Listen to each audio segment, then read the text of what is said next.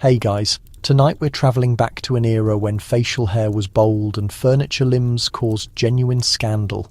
Welcome to Victorian England, a society so fixated on propriety that even your potted ferns had to maintain appearances. If you believe your family text thread is judgmental, just wait until you encounter a Victorian relative before you get comfortable. Do me a solid, tap that like button, subscribe, and perhaps drop a comment sharing your most absurd household rule from childhood. Now lower those lights, turn on a fan for that soothing ambient noise, and nestle into whatever position you consider comfortable. Extra credit if you're bundled in a blanket that isn't silently criticizing you. Let's take a moment. Have you ever imagined what life would be like in a society where your standing could be destroyed by how you spread your bread? Where choosing the wrong shade at the wrong moment could trigger a community uproar? Where you required a manual just to hold a discussion without insulting your neighbourhood mailman or provoking a collapse at supper? Could you survive 24 hours with a corset restrictive enough to alter your temperament? Could you recall the proper sequence of 17 separate spoons? Congratulations. You've just awakened in 1857, right in the centre of Victorian England. You are encircled by cryptic etiquette guides, foreboding portraits of forebears, and sufficient hair pomade to service an entire locomotive. The atmosphere carries hints of coal soot, steamed vegetables, and philosophical anxiety. Best wishes. In Victorian England, propriety wasn't merely for social gatherings, it was a constant occupation, and you, regrettably, have just been employed. Every movement, look, and sniffle carries a coded significance, and one wrongly placed handkerchief could destroy your standing before morning meal. Congratulations. You awaken in a society where navigating the day without triggering a modest controversy is a triumph deserving of celebration and perhaps a small, refined, monogrammed tablet. From the instant your eyes open, you're being watched, not merely by relatives, but by an invisible legion of propriety demands. Did you yawn before morning meal? Someone's already composing a letter to your relative. Did you cough too forcefully? The housemaid is murmuring about your deficient upbringing in the kitchen. Let's begin with fundamentals. Entering a room in Victorian England, you don't simply burst in like you're delayed for a video call. Oh, absolutely not. You enter softly, shut the door gently, but not too gently, or you'll appear uncertain. Stand erect, and this is critical. Make precisely the appropriate degree of eye contact. Too much, and you're a social aggressor. Too little and you're suspected of harbouring mysteries. Sometimes it's wisest to simply gaze politely at the wall covering. Now, let's discuss greetings. In the contemporary world, a gesture or acknowledgement suffices. But in Victorian society, there's an elaborate sequence to the handshake. Solid, but not hand-crushing, and always with gloves. If you're outdoors, because nobody desires to genuinely contact another person's exposed hand. If it's avoidable, bowing is another hazard. Lean too far, and you appear desperate. Not far enough, and you're deemed presumptuous. If you curtsy, it must be the correct depth for the hour, the rank of the individual, and the climate. Yes, even the climate. There are illustrations in propriety books. Sitting is no simple matter either. First, never sit before your superiors. Wait for invitation. When you do, balance on the chair's edge, knees touching, ankles gracefully crossed. Unless you're male, in which case you must maintain your legs precisely 17 degrees separated to prevent both controversy and discomfort. Hands clasped unless you're employing them, but never fidget. Fidgeting indicates moral frailty or potentially foreign origin. Let's proceed to morning meal. If you imagined eating was secure, reconsider. Victorian propriety at the table is a blend of strategic manoeuvring and wordless theatrical art. Napkin across your lap, but never secured. Toast must be buttered quietly. No grating noises permitted. If you release a crumb, disregard it. To recognise the fallen bread is to acknowledge imperfection, which will be examined in the weekly household assessment. And don't you dare reference the eggs. If they're liquid, it's an examination of character. If they're solid, it's an instruction in endurance. Sneezing, coughing, or heaven preserve you, clearing your nose is a catastrophe. Each demands a gentle, apologetic excuse me, and a handkerchief presented so rapidly and subtly it might as well have been conjured by magic. If you must sneeze more than once, you are recommended to exit the table and potentially the region. And all this occurs before you've departed the residence. Venturing outside, the regulations increase. Moving too rapidly means you're fleeing from something too gradually and you're clearly lost in scandalous contemplations. If you encounter an acquaintance on the avenue, the acknowledgement must be precisely subtle enough to prevent appearing enthusiastic. Heaven forbid you raise your hat at the incorrect instant. You'll be rejected by 3 streets worth of residents and potentially confronted by a disapproving fowl. In summary, Victorian propriety is less about manners and more about enduring a 24-hour challenge course of micro-criticisms. It's like conducting your existence on a tightrope while balancing a teacup and pretending you're not frightened of the next surprise propriety examination. And if you perform it all flawlessly well, you get to perform it again tomorrow. Welcome to Victorian England, where even respiration is controlled and nobody is ever quite certain if they're executing it correctly. Ah, the corset, the archaic torture apparatus masquerading as a fashion declaration. Getting dressed is a collaborative sport involving at least 2 household members, a shoehorn and a fainting sofa on reserve. It's morning and you, dear Victorian, have just endured a night enclosed in a dressing gown only marginally less rigid than your parlour curtains. Now, it's moment for the primary event, the corset. Forget emerging from bed and pulling on casual pants. In Victorian England, getting prepared is a physical sport, and you're about to forfeit step 1. Stand completely still and exhale. Why? Because today you're about to exchange comfort for a profile so artificial it would make a contemporary chiropractor sob. Your housemaid or mother, or on a genuinely unfortunate day, your well-intentioned younger brother stands behind you, prepared to execute an act of historical construction. First, a layer of linen goes on to shield your skin from irritation, because the genuine adversary here is abrasion and also the approaching sense of catastrophe. Then arrives the corset itself. Whalebone steel and sufficient laces to outfit a sailing vessel. You grip the bedpost. Your assistant grasps the laces. There's a prolonged, anxious silence, like the instant before a bungee leap. Inhale. They instruct you attempt, but you're mainly exhaling your final full breath for the immediate future.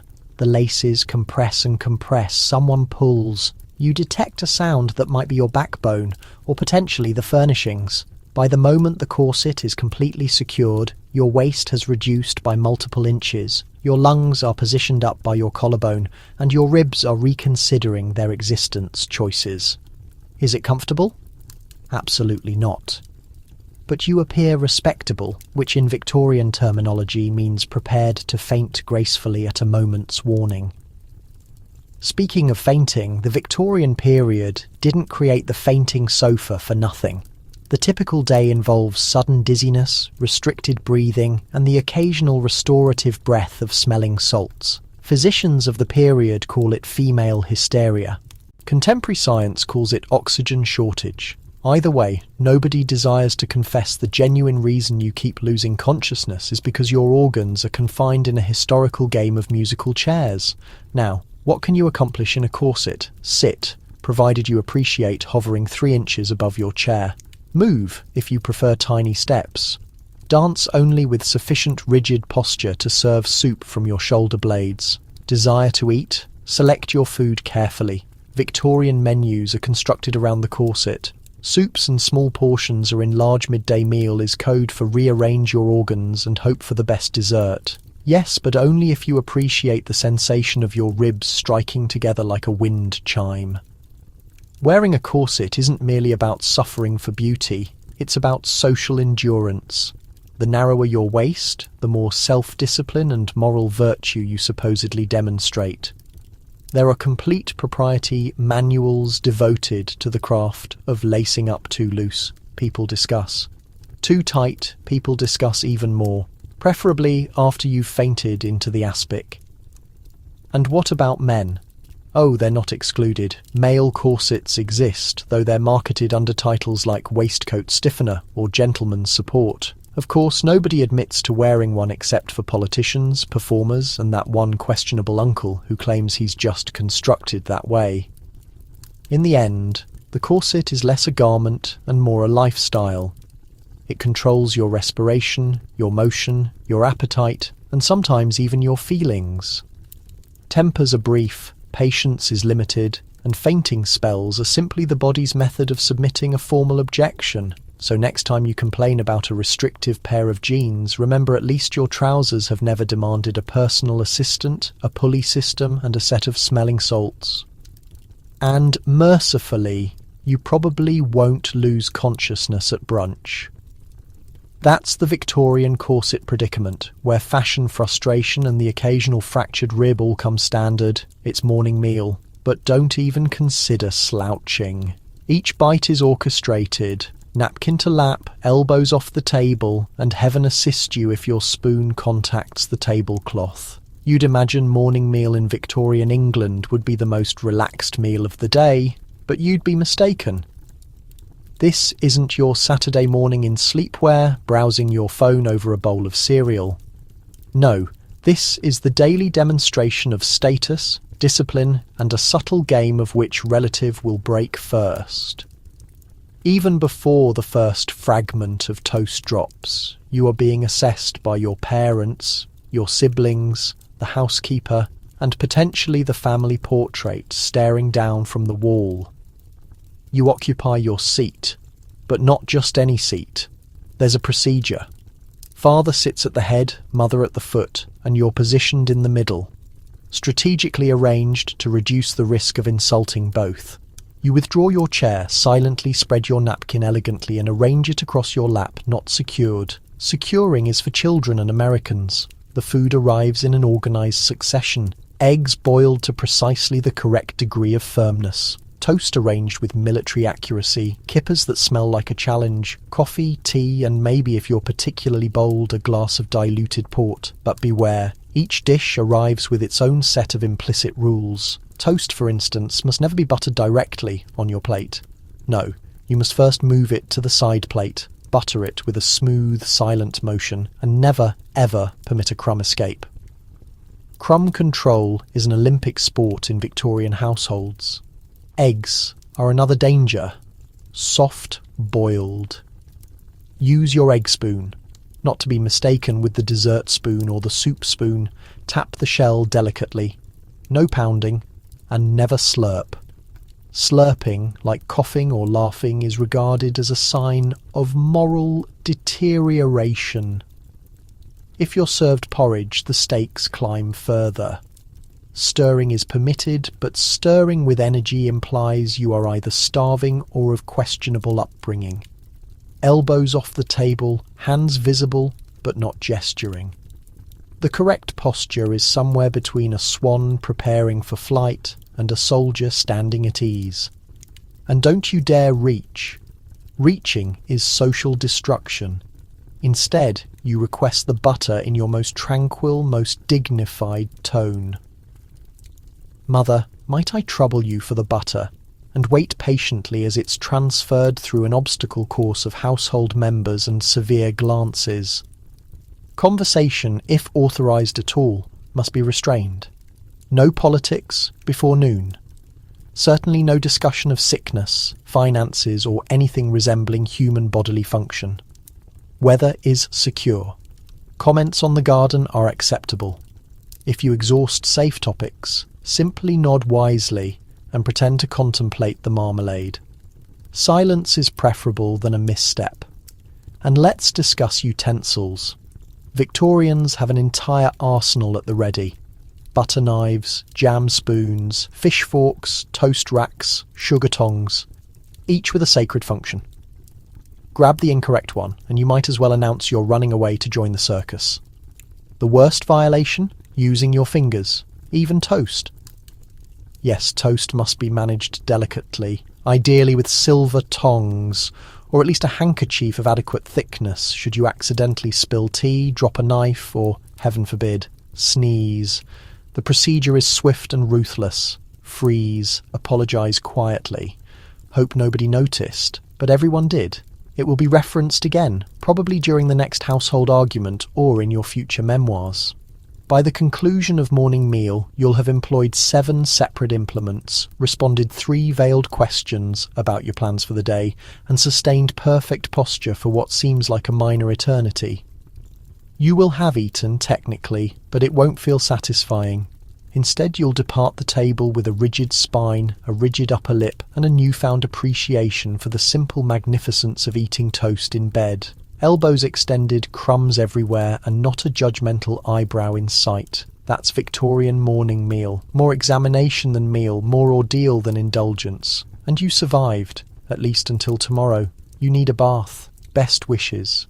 Public bathhouses are questionable, but bathing at home is hazardous. People fear water might stimulate the nerves. Soap is optional. Modesty is not. Congratulations. Your personal cleanliness is about to become a social experiment. In Victorian England, washing yourself is less a routine and more a diplomatic assignment, demanding equal parts discretion, scheduling, and the capacity to withstand accusations of both moral deterioration and medical carelessness. It's Tuesday, and you sense the impulse to bathe. Not so quickly. That impulse alone is a sign you may have consumed too many French novels. Let's begin with the fundamentals. The public bathhouse, a location that should be straightforward, practical and refreshing, has a standing as a haven of corruption and questionable plumbing. No one respectable would be discovered dead there unless they were either frantic or in disguise. The alternative? Bathing at home, where the genuine hazards lurk. First, you must appeal to the household staff to prepare a bath, which involves heating vast cauldrons of water, transporting them upstairs and emptying them into a heavy tin tub positioned in the centre of your freezing bedroom. By the moment the tub is filled, it's been a 3-hour ordeal. The water's lukewarm and half the residence now knows your business. But before you undress, let's discuss modesty. Privacy is nearly unattainable. Changing behind a screen is crucial, lest a housemaid wander in and glimpse an ankle, a controversy that will resonate for years. You must also ensure the curtains are drawn, the door is secured and the dog is firmly expelled because Victorians are persuaded the family spaniel is scheming to expose their secrets. Now, soap. Soap is accessible, yes, but it's a harsh, abrasive thing that leaves your skin feeling like sandpaper and your nostrils filled with the scent of industrial optimism. Many people prevent it, arguing a good rub-down with a dry towel is far healthier and less likely to unleash hidden passions, or worse, chill your vital organs. Cold, after all, is regarded as the source of all illness, which is why most baths are more like brief, apologetic splashes with lukewarm water, followed by a vigorous toweling and potentially a quick prayer. Actual immersion, as in fully submerging yourself in water, is a rarity. Physicians warn it may weaken your constitution, especially if you are a woman, a child, or a gentleman of advanced years. Instead, the Victorians devise a method of spot cleaning called the strip wash. You disrobe in stages, never completely bare. That's simply lunacy. And cleanse yourself piece by piece, as if you're wiping down an invaluable china ornament. You begin with the face, the most publicly exposed area, followed by the hands, then perhaps the neck, and behind the ears if you're feeling adventurous. Anything lower down is abandoned to destiny and dark-coloured garments. For most, the favoured technique is the dry bath, a generous coating of talcum powder, a rigid brush, and an unwavering faith in optimistic thinking. After all, with sufficient powder, everything can be deemed clean, including your moral compass. And when uncertain, simply douse yourself with the most flowery fragrance available until you smell less like a human, more like an especially anxious floral arrangement. Naturally, these standards don't extend equally to all. The elite classes manage weekly baths, while servants and workers are encouraged to bathe as rarely as possible, in case washing off dirt makes them susceptible to illness or, even worse, appear beyond their rank. The less you bathe, the more Victorian you are. So if you're feeling grimy, keep in mind, cleanliness is next to godliness. But excessive cleanliness is questionable, and if questioned, you were merely taking the breeze, brushing away the grime, or engaging in restorative self-control. Ultimately, surviving Victorian hygiene means balancing on a precarious soapy tightrope, never too spotless, never too filthy, and always prepared with a justification. Victorians were so horrified by exposed table legs that they draped them in little pantaloons, because nothing signals propriety like a dining room clothed more modestly than you. Welcome to the golden era of furniture prudishness, where even your side table is required to have superior etiquette than your second cousin at Christmas. Imagine you're summoned to a thoroughly respectable Victorian dinner party. The silverware sparkles, the candles burn just right, and the only thing more extravagant than the roast beef is the ornate set of frills. Yes, frills, decorating every furniture piece in view. It's not a party unless the piano is wearing a petticoat. The dread of visible table legs was, to put it gently, a widespread national crisis. An exposed table leg in the incorrect parlour could trigger rumours, theatrical fainting, and at least 3 letters to the newspaper. Why? Because leg sounded far too similar to limb. And if you allowed your thoughts to drift from table leg to human leg, well, that was a direct path to social destruction. Even the term leg was deemed improper in refined society. Euphemisms like support or pillar were used instead, as if furniture itself might take umbrage and retreat, sulking to the conservatory. And so the Victorians declared war on the threat of unprotected furniture. If you were prosperous, you ordered custom lace and velvet pantaloons for your tables and pianos, miniature trousers for lifeless objects. More budget-conscious households made do with ruffled doilies, crocheted skirts, or whatever aged curtain they could repurpose. No table remained undressed. The vision of a single bare table leg was regarded so scandalous that the genuinely cautious would conceal chair legs as well, transforming their dining room into a forest of fabric-draped timber. One can only envision the distress caused by a breezy draught.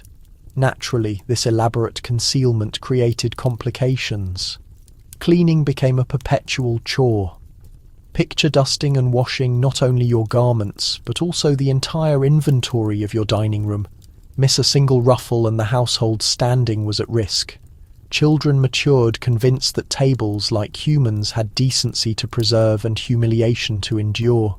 The family dog discovered very quickly not to rest beneath the dinner table for risk of getting caught in a sea of calico bloomers. The custom wasn't confined to homes, even public venues felt the obligation. Hotels, tea shops and railway refreshment rooms all embraced the practice, each vying to see whose furniture could be the most thoroughly disciplined. There are even accounts of furniture craftsmen selling ready-made leg covers, complete with little buttoned flaps. And for the truly devout, discreet embroidery.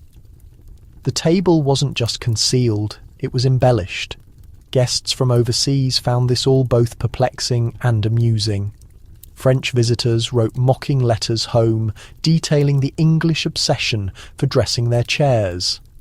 American tourists allegedly inquired where they could purchase trousers for their sideboards, presumably as mementos or for use at especially uptight family gatherings back home. But there was a sinister side to all this decorum. The impulse to cover up legs sometimes went overboard. One unfortunate clergyman allegedly fainted at the vision of a new writing desk, entirely stripped of modesty, its burnished mahogany limbs gleaming brazenly in the sunlight. The incident reached the local paper, and desk purchases plummeted in that parish for months. Eventually, like all trends, the leg-covering craze started to fade, leaving behind a generation that could never quite regard a bare coffee table the same way again. Even now, somewhere deep in the Victorian subconscious, there's a little voice whispering, "Is that table naked?" So next time you prop your feet on the coffee table, remember. In another era, That would have demanded a full explanation, a sewing kit, and possibly a sincere apology to the furniture. Victorian England, where even your end tables were required to have principles, you're summoned to a parlour game. Sounds delightful, until you comprehend it's a test of your intelligence, memory and capacity to fake excitement for charades about Lord Byron's poetry.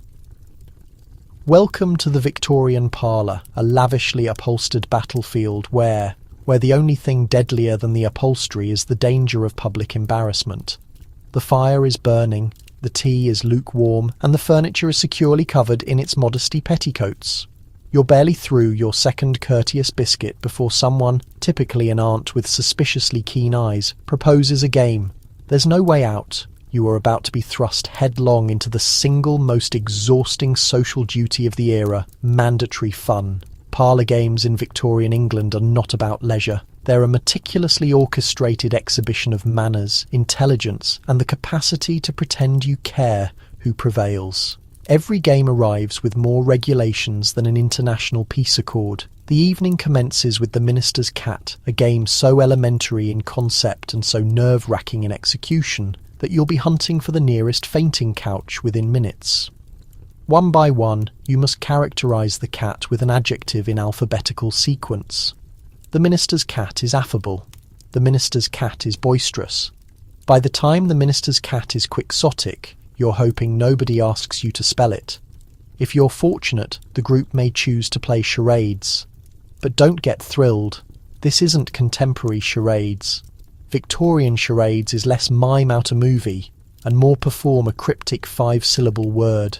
In multiple agonising acts, the solution is always something like undercurrent or incomprehensible. There's a lot of standing around pretending to be an abstract notion while your audience looks courteously bewildered. Someone inevitably attempts to act out Byronic melancholy. It takes 3 rounds and concludes with a debate about proper poetic posture. Next up is consequences. Here each individual writes down a portion of a story. Who met whom, where, and what occurred.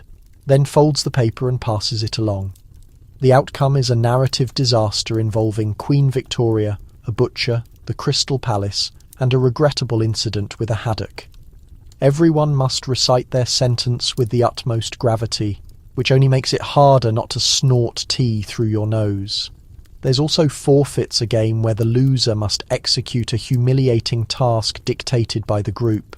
Recite a tongue twister, hop on one foot almost frightening, declare your deepest affection for someone's handkerchief. Social stakes are elevated, the wrong joke can pursue you for seasons.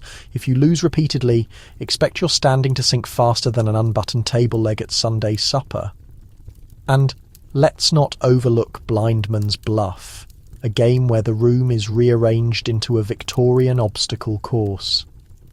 The blindfolded player stumbles through priceless porcelain, over tripping hazards disguised as settees and into the nearest family heirloom. Laughter is carefully regulated. Too loud and you're unseemly, too soft and you're ungracious. Someone always pretends to have twisted an ankle just to sit out the remainder of the night. All of this fun is watched over by the silent, judgmental gaze of every family portrait and at least one guest who will recount your worst moment to half the town by next Tuesday. The trick is to never try too hard. Vulgar, but never look bored. Rude. The objective is to shine, but only as much as the hostess's daughter, and no more. By the conclusion of the evening, you're depleted. You've recited, acted, rhymed, and survived the emotional rollercoaster of being outfoxed by a vicar in 20 questions. You depart the parlour having gained nothing but new worries about the next invitation and a haunting suspicion that someone saw you. Roll your eyes. Rather, the Minister's Cat came back around to Z. That's Victorian entertainment. Socially exhausting, gently mortifying, and always more effort than it's worth. Fun, but only by command. Walking in public is an obstacle course of regulations. Stay within your class. Appropriate route. Avoid eye contact with strangers, and never, under any circumstances, step in a puddle with the incorrect foot. First, congratulations. You're about to abandon the safety of your over-decorated Victorian sitting room and brave the unpredictable gauntlet that is the English street. Before you even reach the front doorknob, you must rehearse a mental checklist that would intimidate an airline pilot. Have you selected the right hat? Are your gloves on straight? Is your posture signalling? Respectable citizen and not possible anarchist or loose relative? Good, because it's time for the public to assess you one cobblestone at a time. The moment you step out, your selection of sidewalks speaks volumes. The pavement is not a free-for-all, it's a social diagram. The finest portion of the pavement, the driest, cleanest, farthest from runaway horses, is designated for the upper crust. Should you, a mere merchant's son or a governess on her day off, wander too close to the elite section, expect stares so withering you'll feel your collar wilting in real time. Remain in your zone, walk at an approved pace, and for heaven's sake, do not dawdle. Lingering implies you have nowhere significant to be, or worse, that you're up to mischief, both social transgressions of the highest order. Then there's the matter of eye contact. Too much, and you risk appearing forward, flirtatious, or most damning of all, French. Too little, and people suspect you're either concealing something or sleepwalking. The safest approach is to let your gaze drift politely somewhere between the third and fourth button on your own coat. If you happen to glimpse someone you know, deploy the smallest, most dignified nod imaginable.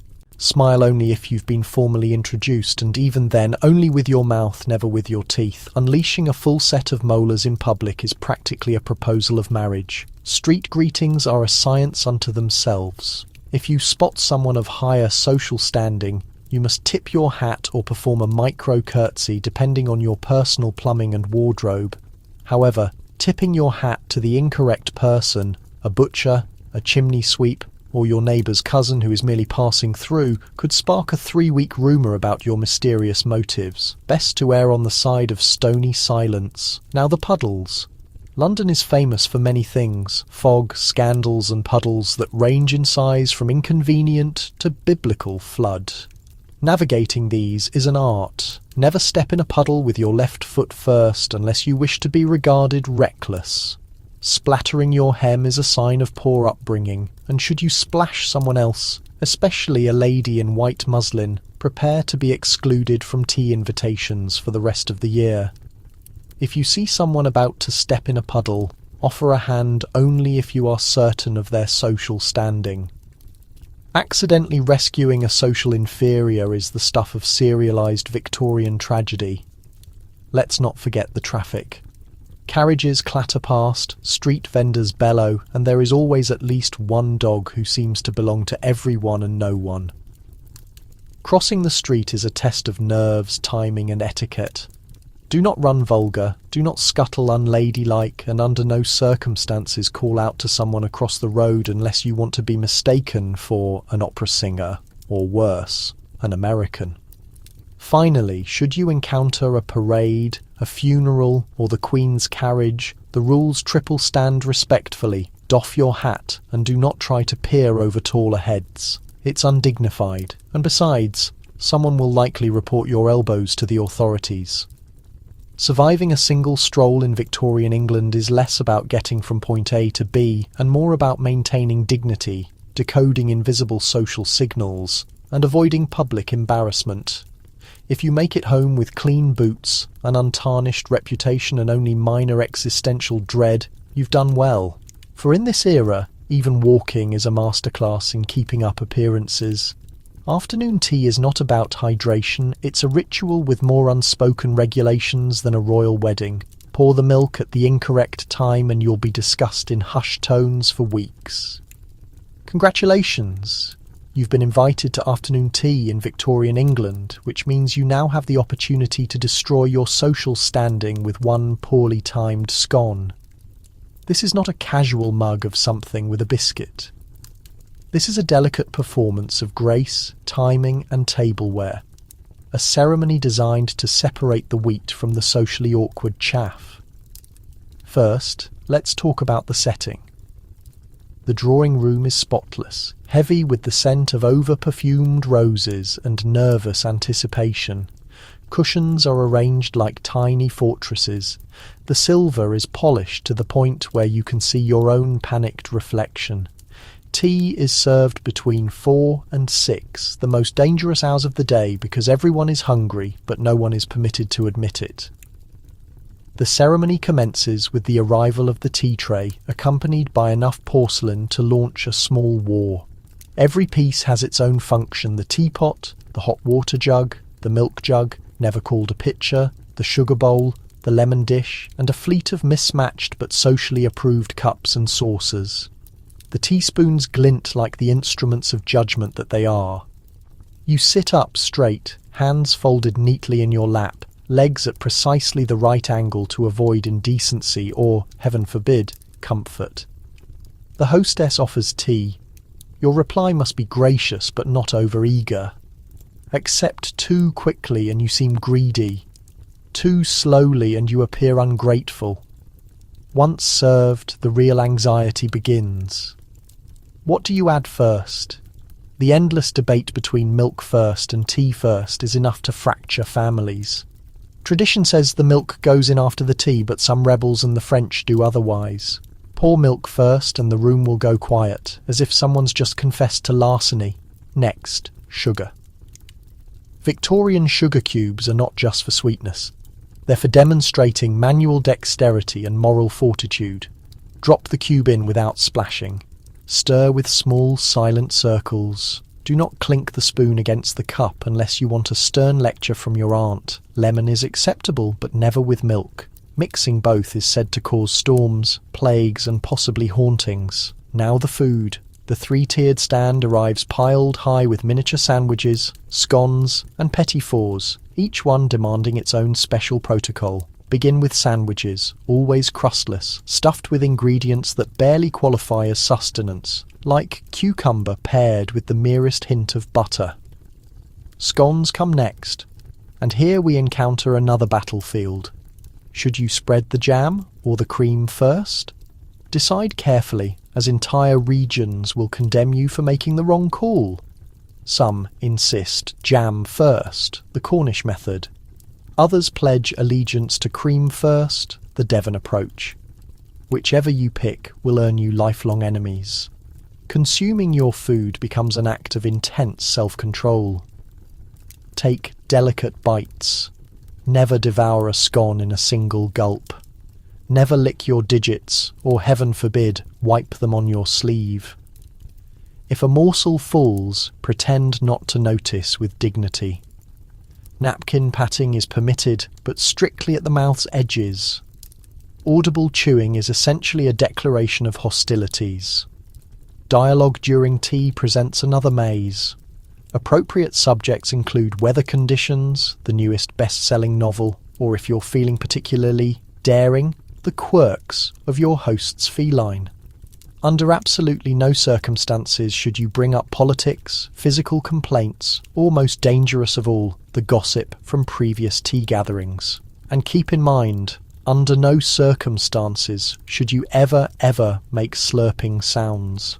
The noise of slurping is deemed so disgraceful it could justify banishment. By the conclusion, your nerves are shattered, your belly barely satisfied, and your standing precariously depends on whether you remembered to pass the sugar dish in a clockwise direction. You depart the gathering drained, with a grin frozen on your features, and a promise never to criticise anyone for dunking a tea bag again. Victorian afternoon tea, where staying hydrated is secondary but stress is always served. Scalding hot. Someone passed away. Time to dress in black for 12 months. Skip all celebrations and demonstrate your sorrow using exclusively drab shades and the appropriate style of hat. Congratulations! You've now advanced from the regular challenges of everyday Victorian manners to the championship level of emotional control. Mourning. In the Victorian period, sorrow isn't merely a private emotion, it's a round-the-clock occupation with a costume, a timetable, and the constant risk of social disgrace if you grieve improperly. Funerals aren't simply a conclusion, they're the beginning of a months-long wardrobe exhibition. Except rather than dazzling in fresh garments, your objective is to appear as though you've just crawled from the world's most depressing linen closet. Step 1. Wardrobe overhaul.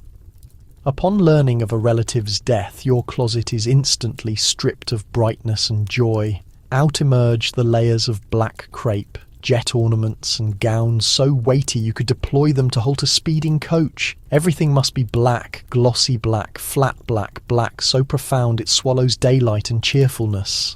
If you're unfortunate enough to become a widow, you receive the special privilege of widow's garments, costumes that merge funeral fashion with the coziness of a wearable personal furnace. These outfits typically include a veil because nothing announces I'm in mourning like colliding with furniture in partial darkness for 12 months continuously. Time management? Grieving isn't a grab a few days away from duty situation. Complete mourning for an immediate family member can extend up to 24 months, and there's a rigid timetable for how you're permitted to express yourself. The initial phase, profound mourning, requires absolute black, no adornments except jet, and no attendance at anything more thrilling than the neighbourhood graveyard. The subsequent phase, partial mourning, permits greys and lavenders. Yes, lavender is viewed as a daring emotional breakthrough. Transition too rapidly into brightness and you'll have acquaintances doubting your affection for the departed.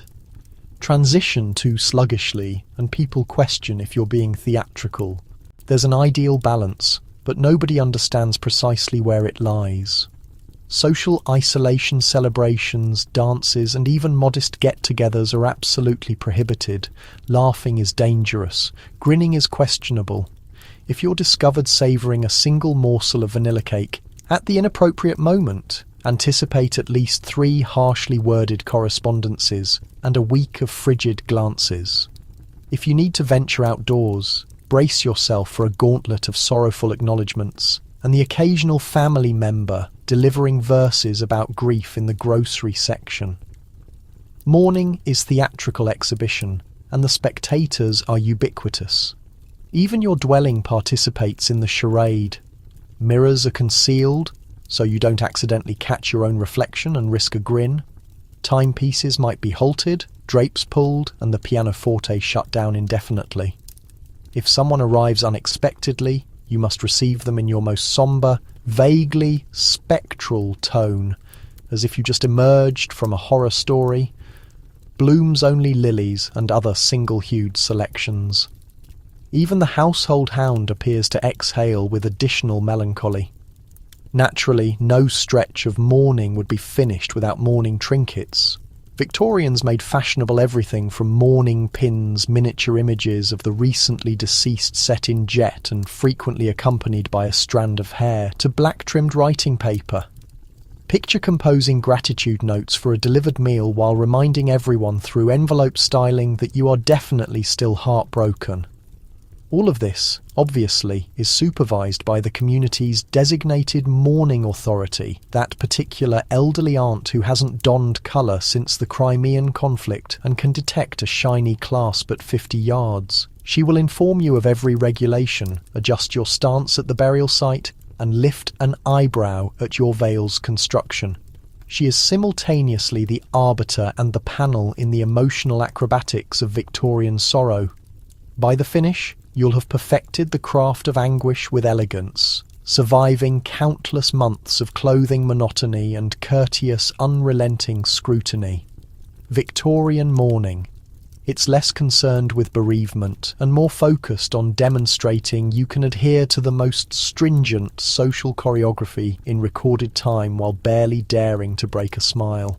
Planning to visit an acquaintance? Don't rap on the door, rather deposit a calling card with precisely the appropriate typeface size and embellishment. The incorrect card guarantees social banishment and potentially being pursued by manners spectres.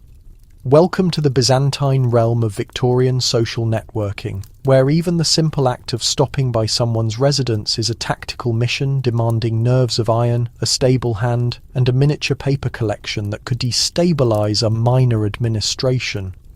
Before you even depart your dwelling, you must equip yourself with a stack of calling cards, pristine, spotless, and as heavily monitored as an 1890s train schedule. The initial regulation: never undervalue the influence of paper. A calling card is beyond an introduction. It's your complete social credentials condensed into 3.5 by 2 inches of cardstock. Too big and you seem hungry for notice. Too tiny and people suspect you're concealing something. The typeface should be respectable. Nothing showy, nothing European, and definitely no playful lettering that suggests you might appreciate a decent laugh. If your name is unreadable, congratulations. You've just positioned yourself as a figure of intrigue, or potentially as someone to steer clear of entirely. Before departing, you must also select the proper card holder. Ivory, sterling, mother of pearl. Each broadcasts your rank and your refinement. There are card holders for dawn visits, midday teas, and even memorial services. Heaven protect you if you arrive at a morning residence with your cheerful seasonal design on exhibition. Now for the ceremony itself. Upon reaching your target recipient's residence, do not advance toward the entrance yourself. That's for individuals with nothing remaining to forfeit. Rather, deliver your calling card to the domestic servant, who, depending on your social position, will either relay it on instantly or allow it to rest in a ceramic dish for numerous days. If your card is acknowledged, you might ultimately obtain an invitation to visit in person. If it's rejected, or more dreadfully, disregarded completely, you'll realize you've perpetrated a terrible misstep, potentially by employing the incorrect type of edge, or by creasing the card at an improper degree. Speaking of creasing, there is an entire secondary language of card manipulation.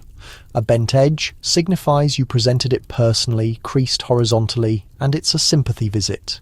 Creased at the summit, it's a professional call.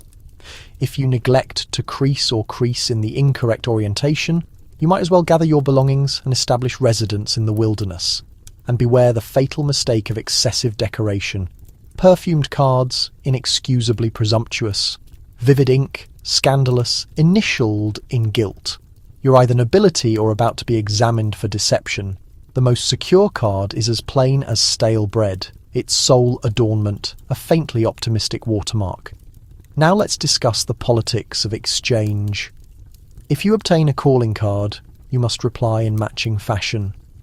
Disregard a card and you risk being excluded from every lawn party between Bath and Blackpool. The pace of your acknowledgement is critical. Too prompt, and you appear overly keen. Too delayed, and you'll be branded a hermit, or even worse, an oddity. There are published manuals for every circumstance. Who receives precedence? How much time before you progress from card to correspondence? When is it appropriate to extend an invitation to supper? Even the arrangement of calling cards within the residence is an exercise in social hierarchy. The silver platter in the entrance serves as a public ledger of your desirability. Woe to you if your platter is bare. Callers will murmur and domestic staff will chatter. Some households allegedly acquired additional cards from associates to supplement their platters because in Victorian Britain, the appearance of being sought after was nearly as crucial as the actuality. By day's end, you may have called on 5 residences and conversed with nobody. But be certain you've engaged in the grand paper pursuit that maintains Victorian civilization functioning. It's connecting by means of paper folding, and disappointment means disappearing from refined society quicker than a poorly creased summons. Victorian calling cards. Because occasionally the distinction between acceptance and social erasure is a minuscule rectangle of pasteboard and understanding precisely when, where, and how to present it. Forget text messages. In Victorian Britain, blooms handled the communication. Unintentionally hand someone a yellow carnation and you could wreck a relationship. Present a fern and you're essentially suggesting matrimony. Welcome to the planet's most intricate arrangement, where every bloom and branch is charged with significance, and one wrongly placed flower could spark social pandemonium. The Victorians, perpetually distrustful of straightforward dialogue, invented the language of blooms, an extensive, indirectly hostile reference guide that transformed harmless floral displays into emotional explosives. Every prominent residence possessed at least one tome of flower symbolism, typically wedged between the scripture and an etiquette handbook thicker than a serving tray. Let's commence with the fundamentals. Wish to convey appreciation? A pink bloom will suffice. Envy? That's yellow hyacinth. A white lily declares I'm innocent, but potentially departing soon. And if you genuinely want to perplex someone's day, dispatch an arrangement of marigolds, which interprets approximately to I'm contemplating you, but not favourably. No requirement for hostile messages. Just allow the blooms to handle the rejection. Naturally, nothing was ever straightforward. Each hue, each tone, and even the quantity of blooms could alter the interpretation. 2 red blooms together indicated, marry me. 3 indicated, I'm clingy. 4. Let's never communicate again. This arrangement, predictably, was a social danger zone. There were complete subplots to Victorian fiction that commenced with someone misinterpreting an arrangement and concluded with confrontations at sunrise, or at minimum a very strained lawn gathering. Even the process of accepting blooms was laden with danger. Receive with both palms and a grin, and you're transmitting encouragement. Receive too hastily, and you're frantic. Position the arrangement in a conspicuous location and everyone presumes you're announcing its interpretation. Conceal it behind a container and you're discreetly scheming retribution. Neglect to irrigate it, and you've offended 3 bloodlines. Gentlemen, meanwhile, existed in dread of committing a floral blunder. Picture you're a young admirer finally welcomed to tea, your palms moist as you offer your meticulously selected display. The lady of the house beams until she notices the problematic yellow carnation. Immediately, murmurs saturate the space. He dispatched a symbol of dismissal. That's the Victorian parallel of unintentionally messaging your romantic interest. New device. Who's this? But it wasn't exclusively anguish and controversy. Occasionally the floral vocabulary was employed for secret correspondence. Admirers who couldn't venture a public statement would abandon encoded communications in the greenhouse, a branch of rosemary for recollection, violets for devotion, or an ivy frond for hold me tight. Matrons frantic to dodge another tedious supper gathering might inadvertently exhibit a cluster of basil, representing loathing, merely to observe the response from opposite the board. There were, naturally, specialists, typically aged aunts or interfering acquaintances who took satisfaction in deciphering every arrangement. Did you notice what Lady Abernathy deposited on the minister's entrance? Daisies and foxglove. I predict a month before the controversy erupts. For some, bloom organisation was less concerning aesthetics and more regarding announcing conflict. If you believed messaging could be misconstrued, envision a realm where your social existence depends on the delicate positioning of baby's breath or the calculated exclusion of a violet. The tension was perpetual. Flower vendors conducted a thriving trade in urgent replacements, discreetly exchanging disastrous communications for safer alternatives. Are you certain you wish to dispatch monkshood?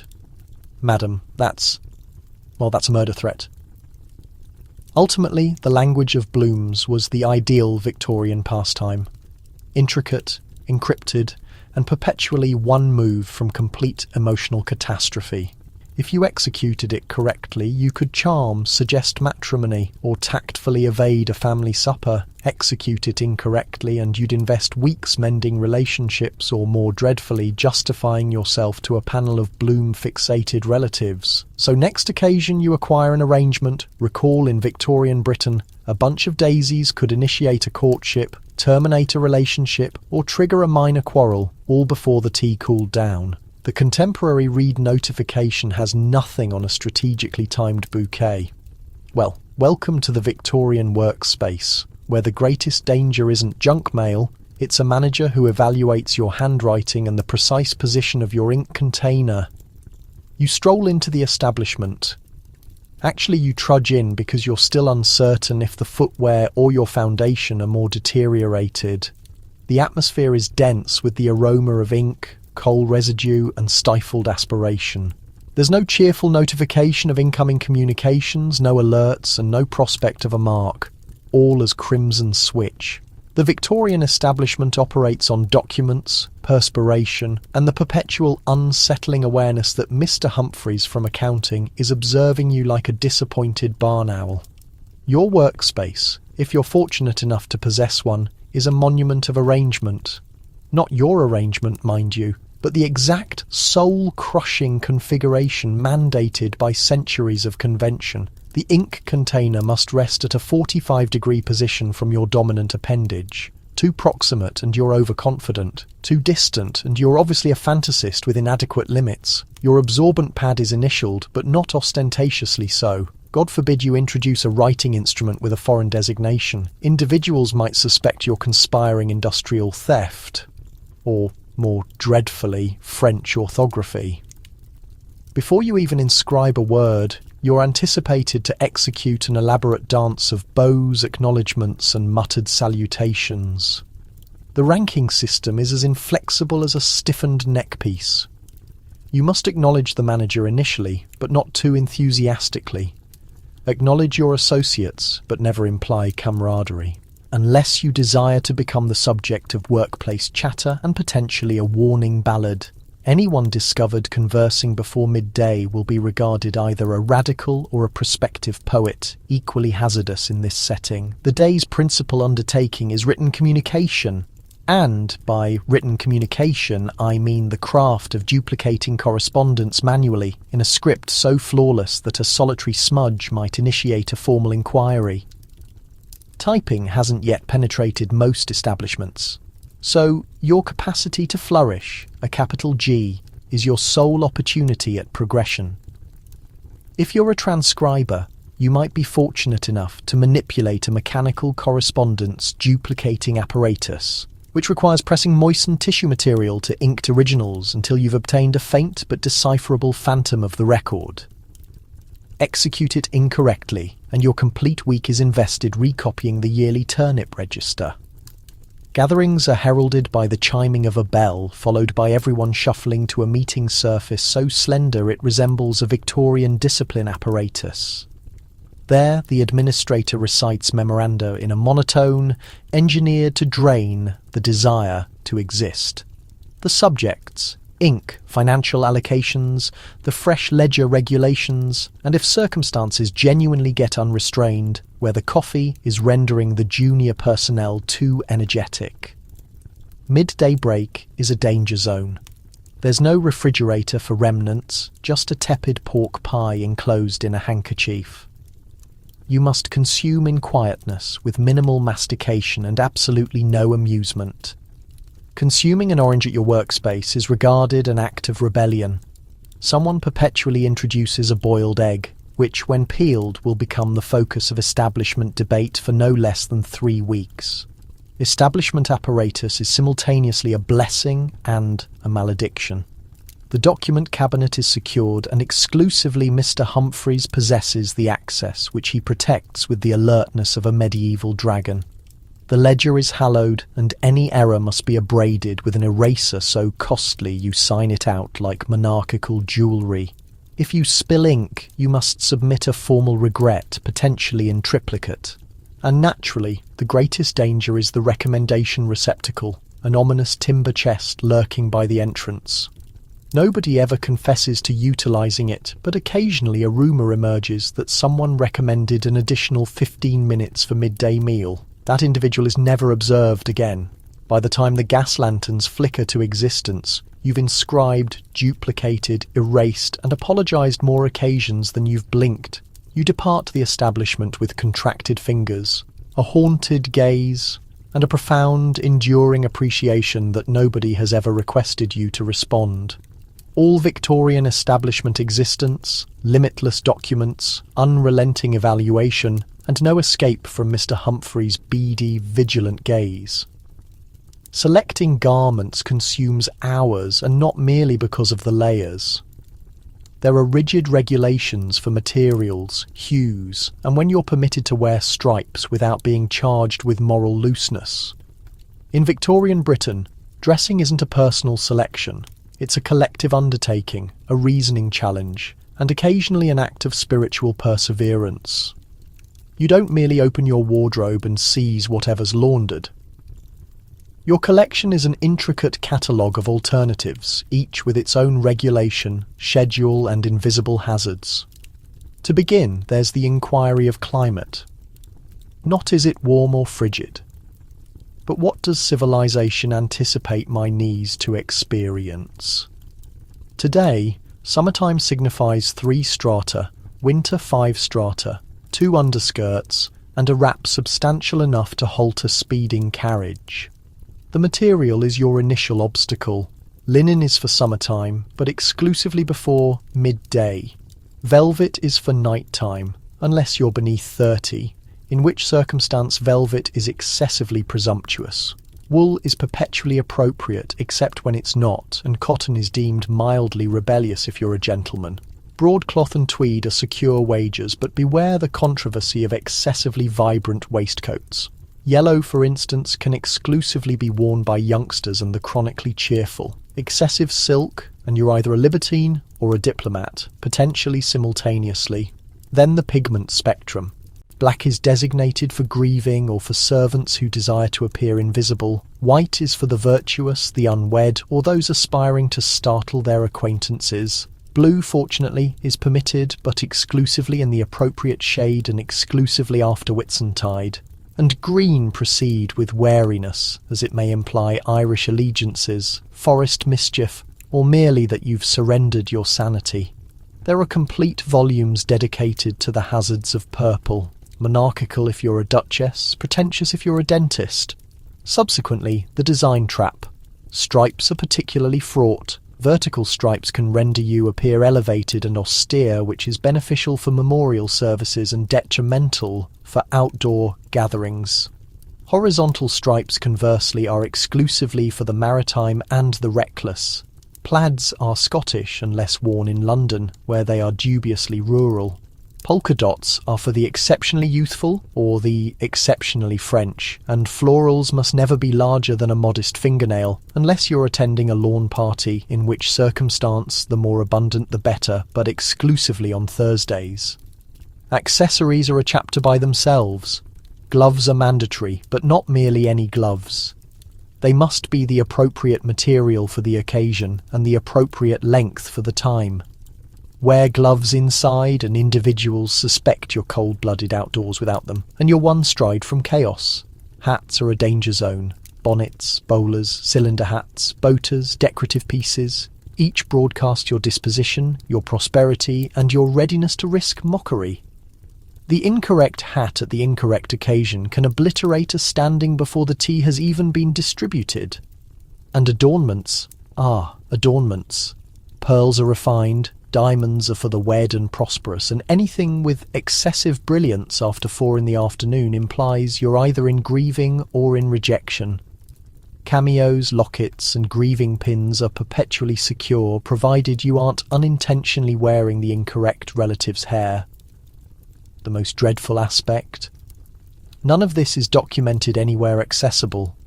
Most regulations are transmitted via speculation, oblique glances, or that single acquaintance who never appears to blink. By the occasion, you're finally attired, corseted, gloved, fastened, pinned, and wrapped in sufficient fabric to reupholster the sofa you've overlooked breakfast, and are perilously close to transgressing at minimum 2 unspoken regulations. And that's before you even access the thoroughfare, where every stranger is prepared to mentally evaluate your ensemble. So if you're ever inclined to roll your eyes at the contemporary clothing code, merely recall the Victorians transformed dressing into an Olympic competition where the exclusive gold you achieved was criticism. Fashion may arrive and depart, but in Victorian Britain the regulations and the strata were eternal. Victorian youngsters are fundamentally ornamental. They must be presentable, silent, and exclusively speak when addressed, preferably in complete sentences and never regarding bodily operations. From the instant a Victorian youngster emerges into existence, preferably in a private nursery with wallpaper so intricate it could trigger vertigo, they are instantly groomed for their singular authentic occupation, appearing composed, pristine, and utterly unremarkable in public. Youth in this period is not concerning self-revelation, but concerning learning how to remain perfectly motionless on a rigid chair for what seems like years without uttering a noise louder than a remote cough. Mornings commence with the ceremonial assuming of the youngster's costume, an ensemble that incorporates so many fasteners, ribbons, and starched frills that the typical 7-year-old invests the initial quarter of the day merely being secured into being. Footwear must be buffed to a reflective gleam. Hair must be separated so precisely it could function as a railway line. Anything inferior to perfection summons the variety of maternal exhalation that could diminish even the most cheerful daffodil. Morning meal is a silent, critical affair. Victorian youngsters consume at their own diminutive surface, meticulously monitored by a caretaker or a governess whose principal function is to implement the regulations of dining etiquette and discourage any giggling, fidgeting, or unauthorized jam deployment. Discourse is permitted exclusively if it's regarding the climate, the enhancement of one's penmanship, or a perceptive observation regarding the punctuality of the household feline. Subjects like mud, insects, or digestive operations are absolutely prohibited. Reserve those for when you've fled to the garden beyond earshot of every adult and at minimum one dubious spaniel. Instruction is the fundamental pillar of the Victorian youth. But don't envision vibrant classrooms or interactive science demonstrations. No lessons are severe, silent, and perpetually supervised. Recitations are executed standing upright, spine straight, vision lowered, and palms folded. The supreme academic accomplishment is not obtaining an answer correctly, but remembering to declare please, miss, or thank you, madam before, and following every syllable.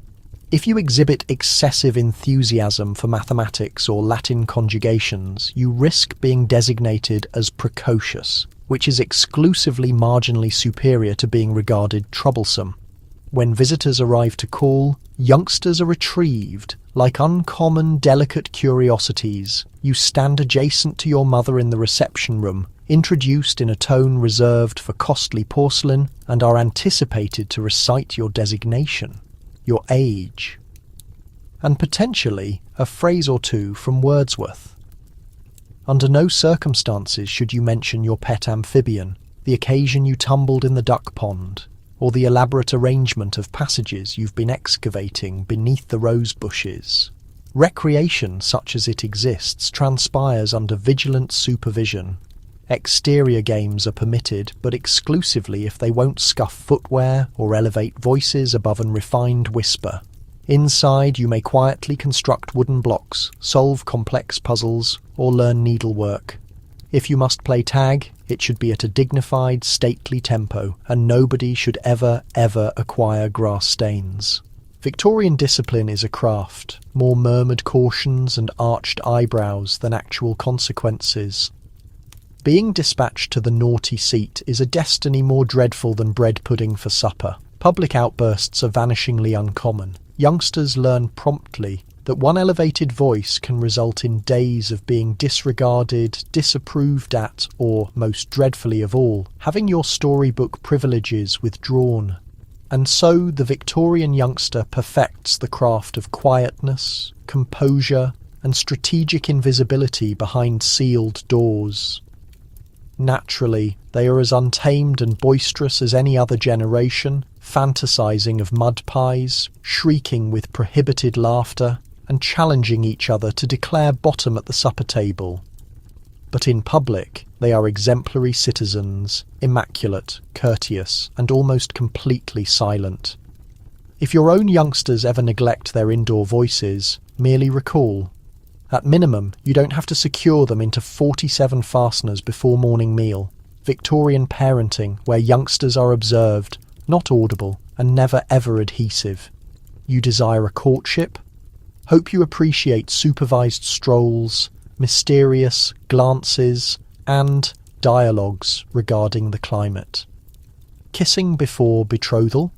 Exclusively if you desire to be dispatched to a remote convent. Welcome to the intricate ballet of Victorian courtship, where Cupid requires a chaperone and your romantic life depends on the delicate craft of not declaring anything remotely fascinating. In a period terrified of impropriety, wooing is less concerning passion and more regarding executing emotional origami. Folding your genuine feelings into gestures so controlled that the typical houseplant would seem brazen by comparison. The adventure commences with the craft of the introduction. Nobody merely approaches and declares hello. Initially, a mutual companion, preferably with remarkable facial hair, must vouch for your character. Once introduced, you may exchange pleasantries in the presence of at minimum 2 adults and potentially a potted fern. The dialogue must adhere to the most secure of subjects. Splendid climate we're experiencing. How is your mother's neuralgia? And did you learn about the fresh variety of marmalade at Fortnum's? Anything more provocative is absolutely forbidden. Once you have been judged acceptable company, you may be authorized a supervised promenade. This signifies walking gradually, never energetically, down a crowded avenue or in the household garden, pursued by a vigilant aunt, whose exclusive purpose is to guarantee your elbows remain at minimum 3 inches separated. Glances are permitted, but exclusively if they're brief and rapidly disguised as bird observation. Extended visual contact is regarded a controversy in the making and may result in the abrupt appearance of another aunt.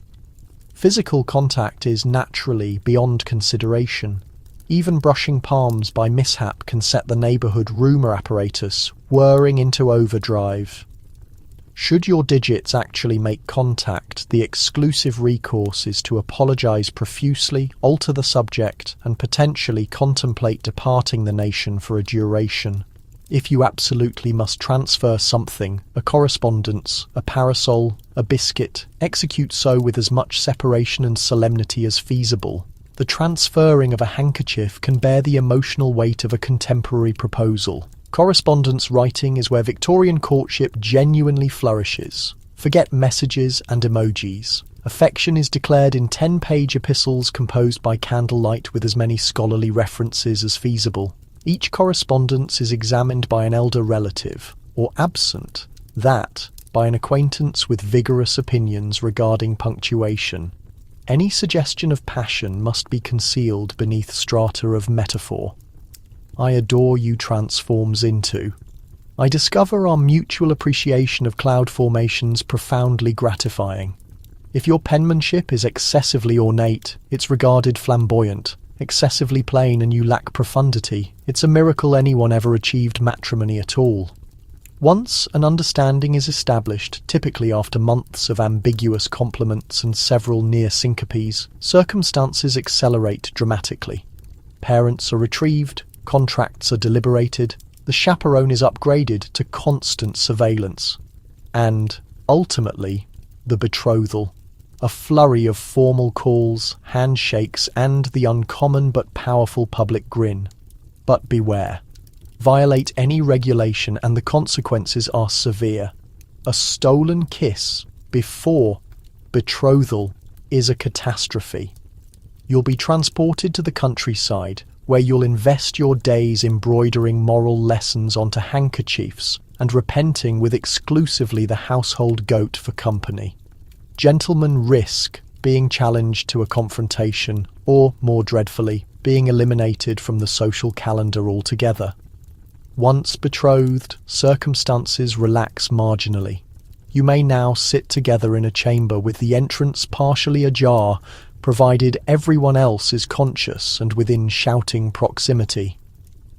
You may exchange presents as long as they're diminutive, practical, and not suggestive.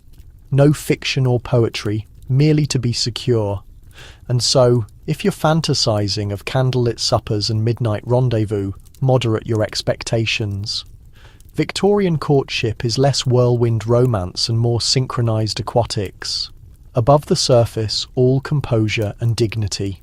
Beneath it, frantic paddling and the occasional existential crisis. In this period, the pathway to affection is lengthy, winding, and perpetually heavily supervised. Possessing a pet is fashionable, but your canine is anticipated to be as well-mannered as your aunt's prized fern. Don't permit it to bark, shed, or exhibit enthusiasm in public. Welcome to Victorian Britain, where pet possession is an intricate performance of dignity, restraint, and the unspoken dread of accidental fur on your cravat. Every respectable household must possess a pet, a living, breathing indication of simultaneously prosperity and emotional suppression. But don't be deceived into believing your animal companion can behave like, well, an animal. Victorian pets, much like Victorian youngsters, are to be observed but not audible and absolutely never smelt. Let's commence with the most popular pet, the canine. The fashionable breeds of the day, King Charles Spaniels, Pugs, and Terriers with designations like Lord Buttercup, are all anticipated to demonstrate the stoic patience of a retired butler. These canines are groomed to absolute perfection, spritzed with lavender essence and decorated with ribbons so elaborate that even the household infant appears positively plain. Taking your dog outside isn't a casual stroll through the park, but rather a carefully staged public exhibition. Your canine companion must stride at exactly your rhythm, tail positioned at the sanctioned height with absolutely no improper sniffing, tail swirling or, God forbid, yapping at a passing coach. If your Cocker Spaniel merely whimpers, Aunt Prunella will chronicle it in her journal for the following half year. Felines, too, are gaining in favour, but with rigid requirements. A cat is permitted to doze in the sunshine, purr politely, and occasionally pursue a flying insect for the entertainment of gathered company. Under absolutely no conditions should your feline scale the curtains or topple the fine porcelain.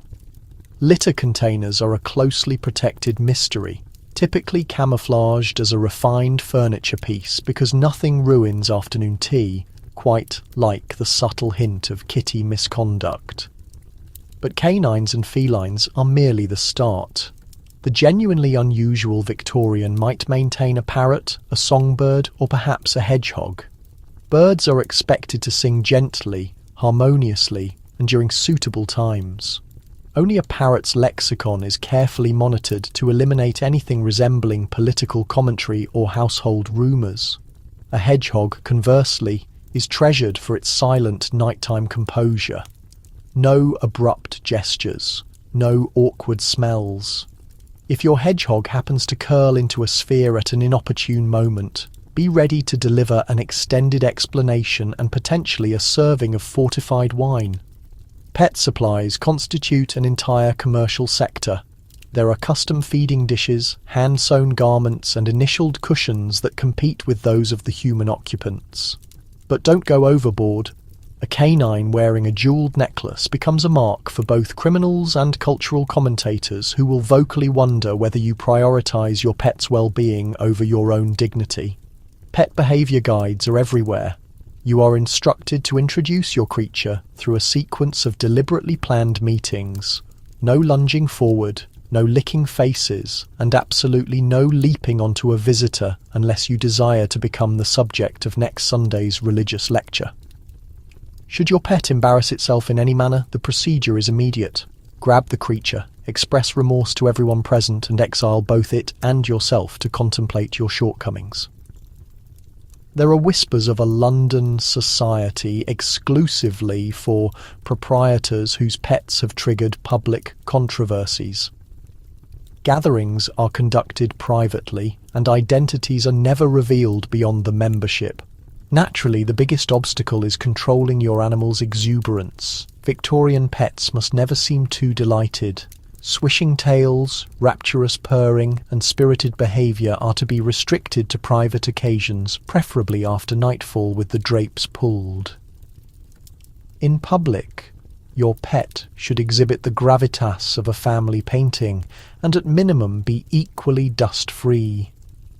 So next time your canine barks at the postal worker or your feline knocks down a container, take comfort. At least you don't need to compose an explanation to your complete social network or arrange your animal's daily outing around the neighbour's rest period. In the Victorian period, pet ownership was a precarious equilibrium of vanity, spectacle and constant anxiety that your creature would overshadow you with a solitary, unauthorised sneeze.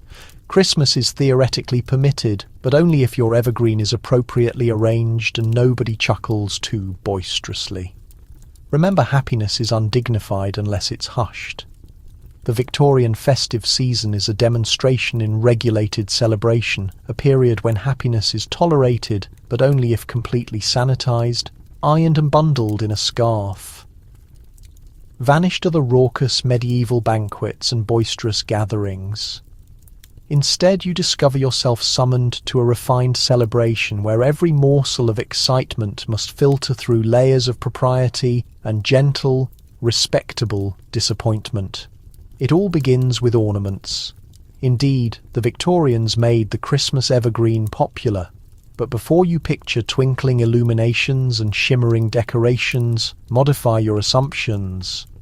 Your evergreen must be of an acceptable stature, no taller than 5 feet if you please, and adorned with handcrafted paper decorations, a string or two of serious ribbon, and the periodic citrus fruit pierced on a holly branch.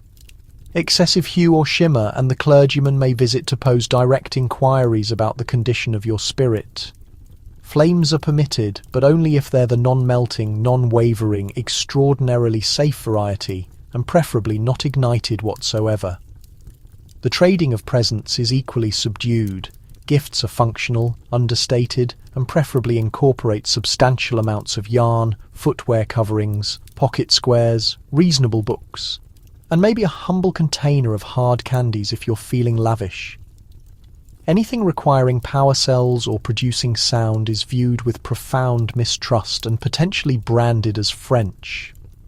Receivers must exhibit the precisely correct measure of appreciation, eager but never giddy. Grinning widely is acceptable only if you instantly counterbalance it with a soft thank you and a contemplative nod. Cuisine is a centerpiece, but it's less about overindulgence and more about custom. The Christmas goose materializes, roasted to excellence and sliced with the gravity of a monarchical proclamation. Plum dessert is presented, drenched with spirits and set aflame, but the fires must never climb above courteous applause elevation.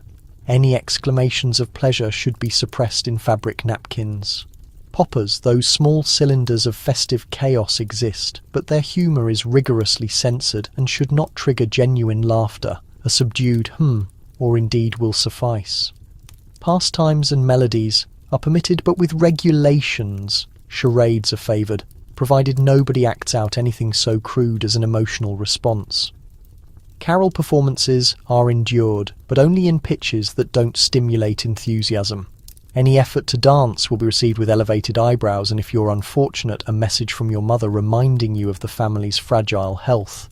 Even Father Christmas, imported from Germany and America, is given a Victorian transformation. He is to be referenced with the same veneration reserved for a foreign ambassador, appreciated from afar, mentioned in the haziest language and never portrayed in public without his complete winter clothing and a distinctly solemn beard. Let's not overlook New Year's. While a clean slate is theoretically honoured, it is primarily recognised by composing lists of humble enhancements. Clean parlour more meticulously express appreciation with superior restraint. Midnight is recognised by discreetly checking the mantel timepiece, followed by a handshake, and if emotions are elevated, a solitary glass of fortified wine.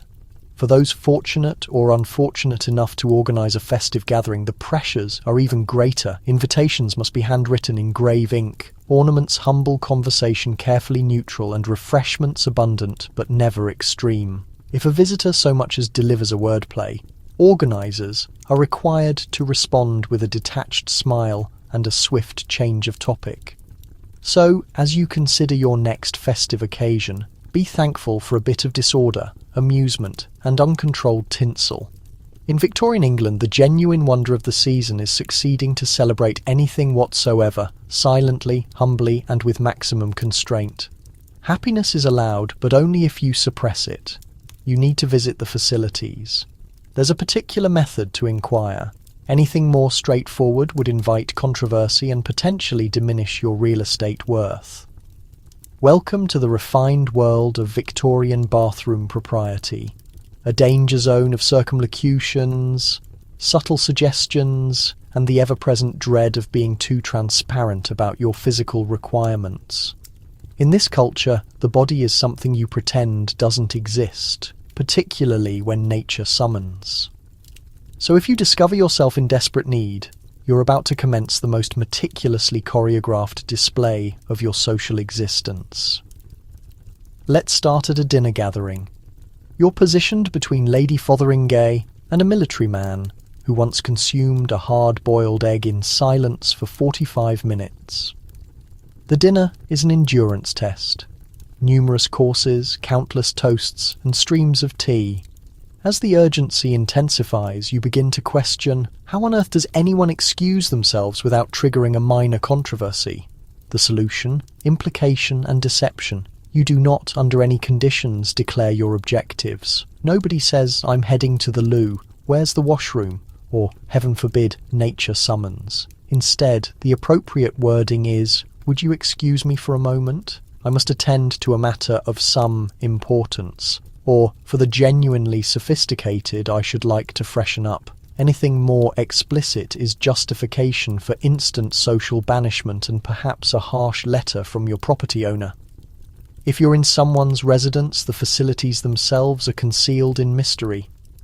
The guest powder room is situated at the conclusion of a lengthy hallway behind a velvet partition beside a potted plant. With an appearance of perpetual mortification, some rural mansions still depend on chamber vessels concealed carefully behind folding partitions, and pity the visitor who uncovers this reality after 3 glasses of fortified wine. The personnel know where everything is, naturally, but questioning a servant directly would be comparable to demanding they recite your diary aloud at the dining table. For gentlemen, public convenience is somewhat simpler. Gentlemen's establishments and train stations provide retiring chambers where the only difficulty is preserving a rigid upper lip and avoiding visual contact at all expenses. For ladies, the circumstances are far more dangerous. The ladies' retiring chamber is a refuge of oblique discussion, ornate hat modification, and very minimal actual plumbing. Ladies often journey in duos, not for protection, but for credible denial. We are merely going to powder our noses. If one genuinely needs to utilize the facilities, the procedure is an intricate performance of unfastening, reorganizing, and praying nobody detects the sudden disappearance of lace. Once within, additional regulations await. Victorians valued seclusion so intensely that even washroom doors were cushioned to stifle incriminating sounds. The chamber vessel is to be utilised with caution, cleared by unseen hands, and referenced only in the most ambiguous language, if whatsoever. Flushing, when obtainable, is to be executed quietly, with the chain tugged as gently as humanly achievable, lest it notify the entire residence to your most recent function. Returning to the gathering requires identical finesse. Nobody should ever suspect where you've been. Hesitate at the looking glass, straighten your gloves, and re-enter the space as if you've been appreciating the scenery from a remote window. If anyone inquires, uncommon but conceivable, the response is always, I was detained by the most delightful view of the garden, or I had to attend to a small correspondence. Everyone acknowledges, and the pretense is preserved. Youngsters are indoctrinated. Early Victorian toilet training consists primarily of learning to request the necessary with solemn earnestness, and to refrain ever mentioning it again. Mishaps are received with terror and, in the situation of the privileged classes, swiftly erased out of family chronicles. So, next time you appreciate modern plumbing and the liberty to say, "Back in a minute," recall. In Victorian England, even the most fundamental human impulse demanded a script, a supporting ensemble, and nerves of steel. Toilet training wasn't merely for youngsters. It was a perpetual social act, and only the most cultured could execute it. Every event has a specified hat. Get it incorrect and risk social destruction, or at the very minimum, a forcefully worded letter from your neighbour. In Victorian England, hats are more than simple accessories. They are quiet announcements of identity, prosperity, matrimonial status, and whether or not you comprehend the distinction between a garden walk and a state burial. Every wardrobe contains a confusing collection of headgear, bonnets, bowlers, boaters, top hats, trilbies, fascinators, and items that appear like they might previously have been small creatures. The only thing more hazardous than an uncovered head is selecting the incorrect hat for the event. Let's begin with the fundamentals. A reputable lady possesses, at minimum, a dozen bonnets. Straw for the countryside, velvet for the metropolis, black crepe for grieving, and the mysteriously enormous bonnet for instances when she'd prefer to dodge conversation altogether. Feathers, ribbons, blossoms, and the rare taxidermied bird are meticulously organised by milliners who bill by the inch. But watch out! A feather outside its season can set the whole congregation chattering. Too many ribbons. Individuals will assume you're trying too desperately. Insufficient. Obviously, you've surrendered. There's an implicit understanding that any hat with more than 2 mobile components is a plea for assistance. For gentlemen, hats are symbols of distinction. The top hat dominates supreme, an implausible cylinder of felt that proclaims you as a gentleman of resources, or at minimum one resolved to appear taller. The bowler hat is for office workers and urban gentlemen, while the flat cap identifies you as a gentleman of the masses, or potentially someone who has perspectives about livestock. Pity the gentleman who sports a straw boater to an evening function, or worse, wears his cap indoors. Such errors can trigger passionate discussions in drawing rooms and even courteous ostracism at the grocer's. Hats are governed not exclusively by social standing, but by hour of day. Morning hats are sensible and muted, think tweed and reasonable brims. Afternoon hats are for displaying. Evening hats, when allowed, are compact and unobtrusive for ladies, never eclipsing a hairstyle carefully constructed over multiple hours. Gentlemen's evening attire demands the collapsible opera hat, a wonder of Victorian innovation, primarily utilised for displaying at the theatre and unfolding dramatically at unsuitable instances. Then, there are the occasion-specific wedding bonnets adorned in white lace, church hats with veils for the pious, athletic hats with puzzling attachments for fishing or hunting, and, naturally, morning hats, which are mandated by law, or so it appears to be. 3 shades darker than your disposition. Each is a public indication of your deference for the event, and heaven assist you if you neglect. Sporting a wedding bonnet to a burial is deemed the social parallel of juggling in church. Youngsters, too, are ensnared in the hat hierarchy. Boys must sport sailor caps or risk being confused for orphans. Orphans' girls sport bonnets so enormous that perceiving where they're travelling is considered a luxury, not a right. Newborns are bundled in lace-adorned caps, which serve primarily to reassure visitors that the baby's head is not in reality constructed of cabbage to cap it all off. Pun completely intentional. Hat propriety demands the proper gestures.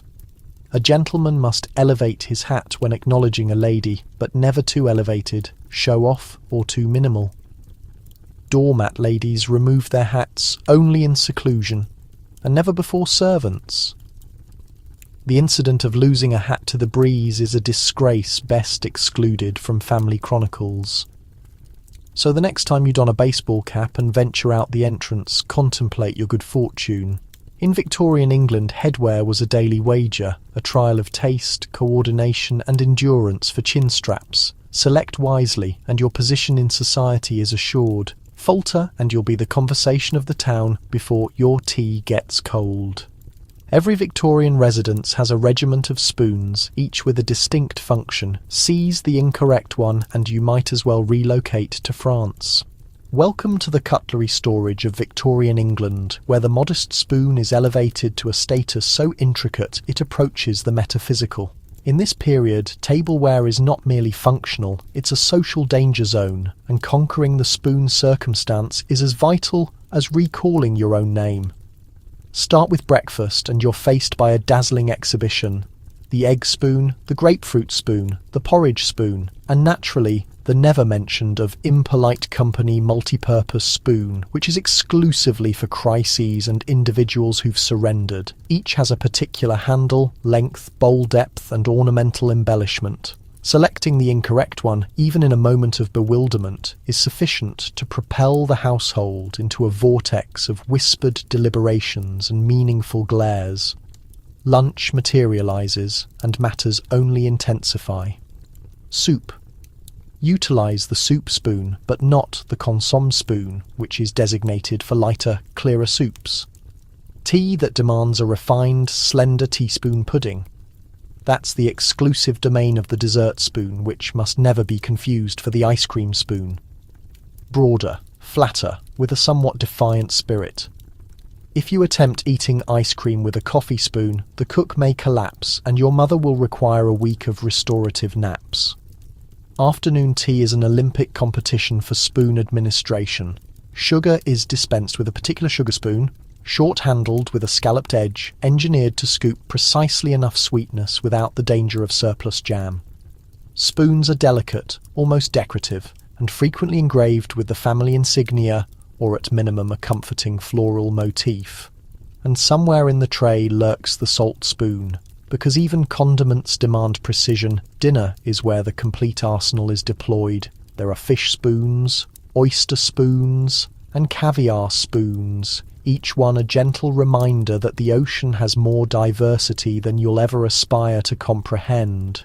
The Victorian fixation with particularity is so thorough that certain hostesses claim 20 spoons per visitor, as if organising a cutlery-based endurance race.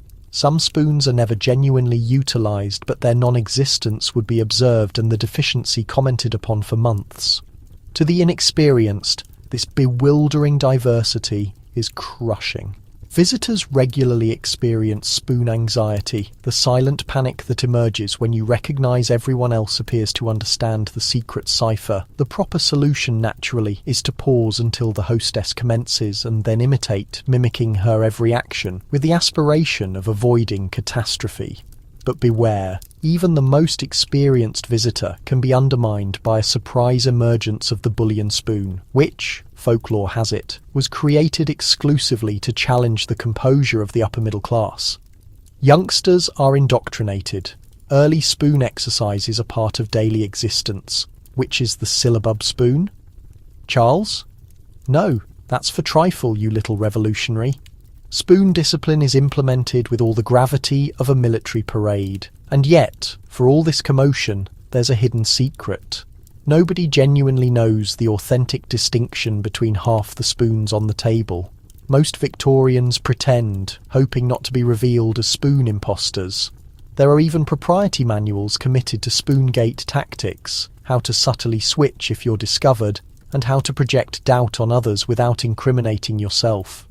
Naturally, the French, always the convenient target, are blamed of having even more spoons, or potentially of consuming with their hands, depending on who you consult. Threatening to relocate to France is the Victorian method of confessing defeat.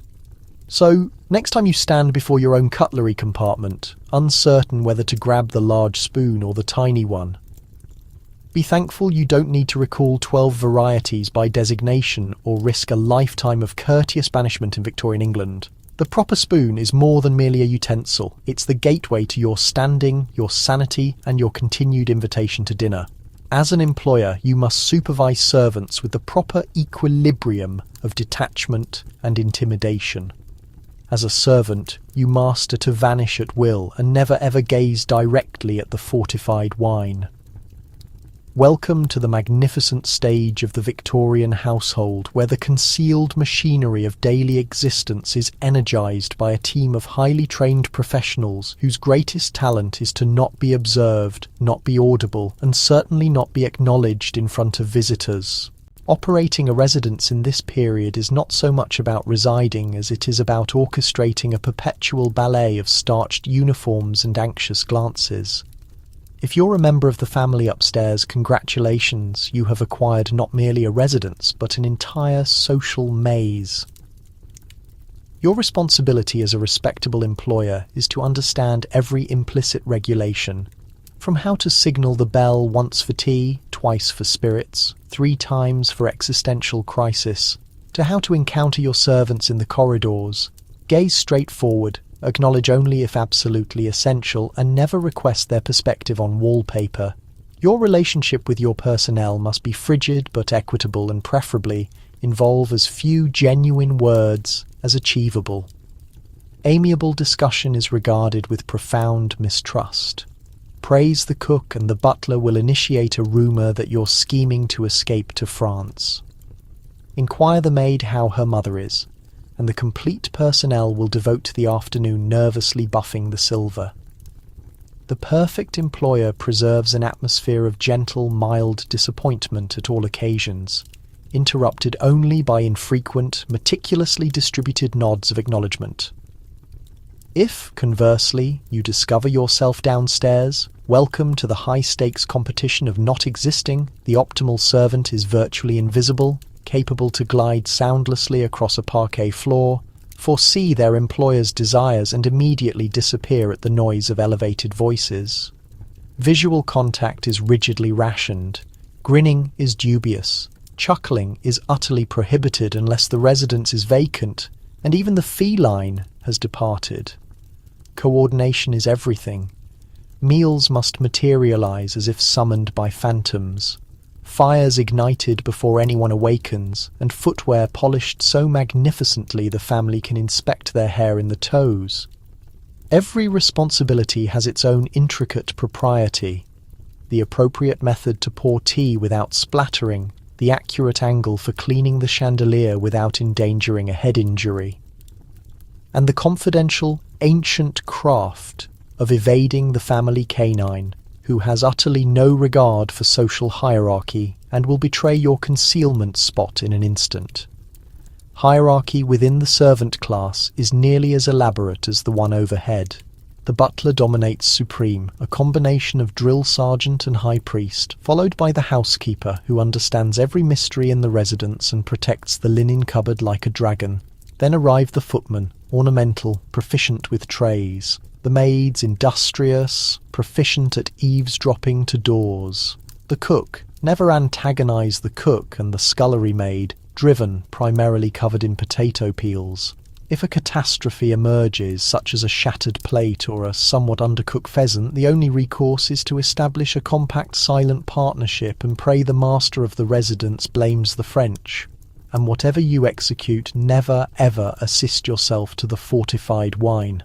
The previous footman, who attempted that, became a warning tale, whispered to every new recruitment, and commemorated with a severely worded note in the personnel handbook. At the conclusion of an extended day, servants withdraw to their own accommodations, humble, confined, and always 1 floor nearer to the coal cellar than anyone would prefer. Here, and only here, can amusement be tolerated, footwear be eliminated, and tales of upstairs peculiarities be exchanged. If you're fortunate, you might even smuggle a leftover scone or two. But tomorrow it's back to silent service and the meticulous craft of not existing unless directly summoned. So if you've ever felt disregarded at work, just recall, in Victorian England, invisibility was not merely a survival tactic, it was the complete job specification. And if anyone inquires, you were never present. Purchasing produce is an elaborate ritual involving nods, bows, and not bargaining too much. unless you relish being humiliated in public by a carrot. Welcome to the rowdy, cabbage-perfumed centre of Victorian trade, the street bazaar. Here, amid the shouts of peddlers, the bumping of shoulders and the persistent smell of moist tubers, you must master the craft of buying provisions with the cunning and social polish of a lesser noble dodging disgrace. This isn't merely commerce, it's a spectacle, and the penalty for a blunder is calculated in giggles, disapproving glares, and occasionally genuine bruised produce. It all starts with your arrival. There's no rushing in hastily with your locks dishevelled and a hamper tucked under your limb. No, you enter the bazaar at a steady, respectable tempo, ideally wearing gloves and a bonnet of sensible dimensions. Taking off your gloves to touch the provisions is permissible, but pity the buyer who neglects to pull them back on before trading currency, exposed digits and coins. That's essentially an open door to chatter. As you examine the stands, keep in mind that everything is covered with implied social regulations. The manner of your acknowledgement as you reach a merchant establishes the atmosphere. Too slight and you're arrogant. Too pronounced and you're confused for a wandering domestic. Incline modestly, grin courteously, and never, under any circumstances, head directly for the parsnips. You must browse systematically. Pears, followed by leeks, then the available greens, and only afterward the underground vegetables. Jump forward, and the whole queue will reconsider their assessment of your character. If you notice a radish you fancy, don't seize it. This isn't a scramble for the final holiday bargain appliance. Rather, gesture discreetly, maybe with a polite clearing of your windpipe or a gentle, "May I inspect that specimen, if you please?" The merchant will accommodate, presenting the vegetable for your examination like it's a precious jewel. You may press, but carefully. Keep in mind, aggressive treatment of provisions is viewed as evidence of coarseness and potentially continental influence. Now the instant of discussion. Bartering is allowed, but only with remarkable delicacy. Propose too generously and you're ridiculed for being naive. Propose too sparingly and the merchant may publicly declare your stinginess to all within hearing range. 3 pennies for this treasure, Mrs. Henderson? I'd rather toss it to the swine. The assembly snickers, you redden, and the merchant's standing is reinforced. The perfect method is to recommend a humble decrease, then exhale in courteous surrender when the cost stays the same. The crucial thing is to signal everyone you might have spent less but declined to for the benefit of neighbourhood business and global harmony. Should you require to purchase something less distinguished, let's say leeks with a dubious blemish or a marrow somewhat beyond its peak, execute your deal with as much discretion as achievable. Murmur your proposal, conceal the transaction with your sunshade, and for goodness sake, don't bring it up at your upcoming supper gathering. As you depart, there is a concluding step, the exit gesture. You acknowledge the merchant, extend them well wishes, and if you're feeling generous, reference your intentions for the provisions. Goodness, what a stew this will create. Never boast, but do allow the world to understand that you and your radish are headed for remarkable things. Naturally, the whole procedure is observed by a gathering of habituals, fellow buyers, merchants, and a collection of young ones wishing for a fallen plum. The understood principle is that everybody is quietly criticising everybody else. Did you spend excessively? Did you handle too many tubers? Did you neglect to acknowledge the merchant in a sufficiently sincere manner? If that's the case, anticipate hearing about it at chapel, in the confectionery, and quite possibly from your own domestic manager. So, next occasion you grab a synthetic sack of parsnips at the grocery store. Consider your Victorian equivalent, manoeuvring provisions with composure, respect, and the constant danger of being humiliated publicly by an especially judgmental radish. Commerce in this period was not for the timid of spirit. Victorian chatter is a ruthless blood sport executed with subtle looks and the sporadic venomous pleasantry. Persistence means never showing you possess emotions. Welcome to the most brutal competition in Victorian civilization. Not stag pursuit, not lawn games, but the championship tier activity of chatter. In this realm of rigid protocol, firmly cinched feelings and hushed sitting rooms, the sole method to release pressure and ascend the social hierarchy is to master the sophisticated craft of intelligence combat. The risks are considerable. Your standing, your supper summons, and your prospects of ever requesting a respectable citrus presser again rely on your execution. It all commences in the sitting room, after the gentlemen have withdrawn to the library for spirits and weighty discussion. The women assemble over lukewarm refreshment, embroidery and grasp, gazes darting back and forward like combatants hunting an advantage. Nobody ever communicates plainly. Rather, the instruments of preference are significant dimensions. Forehead gymnastics and statements that appear harmless until you comprehend you've just been orally struck with a lace accessory. The principles of confrontation are straightforward. Never state anything frankly, but convey everything you intend. Did you observe Lady Morton's gown at the foundation? Everything may resemble an inquiry, but it is actually a complete annihilation effort. The appropriate reply is not to protect Lady Morton, but to raise one forehead and respond, "I did observe she appeared passionate about plush this period." Explosion. Immediate partnership with everybody who considered the same, but didn't risk stating it initially. Sometimes the chatter broadcast achieves a frenzied intensity. Somebody's relation has been spotted walking quickly in the gardens without a guardian, or a household servant has suspiciously departed for the mainland speculation of an unsupervised cordial cabinet at Whirl. No element is too trivial, no conjecture too outlandish. Somebody always professes to have learned it from a highly trustworthy origin, indicating their domestic who obtained it from the provisions merchant, who obtained it from the meat seller's relation by marriage, who is eternally accurate. Gentlemen, naturally, are not exempt. Their chatter is conveyed through the medium of tobacco vapour and grave contemplation. I declare, did you learn about Fortescue's ventures? Most peculiar translation. Fortescue's about to forfeit his garments, and his spouse will need to recycle previous year's bonnet. The supreme form of chatter among gentlemen is the troubled. Observation conveyed with a scowl, an exhale, and no fewer than 3 mentions to the financial institution of Britain. A preferred strategy among both genders is the tainted compliment. My dear friend, your locks look so remarkable in this illumination. Or how resourceful of you to don previous period's shades so economical. These indirect remarks can injure more profoundly than a straightforward offence, and most excellently they're virtually impossible to address without violating the primary principle. Never show you possess emotions to endure this wilderness of concealed assaults and subtle conversation. One must perfect the expressionless face, grin vacantly, acknowledge sagely, present a non-committal absolutely to any and all charges. The instant you display pleasure, anguish, or, heaven forbid, protectiveness, you've failed. Information will circulate quicker than an illness in a children's room, and shortly your social position will be diminished to the status of a feline with a bare area.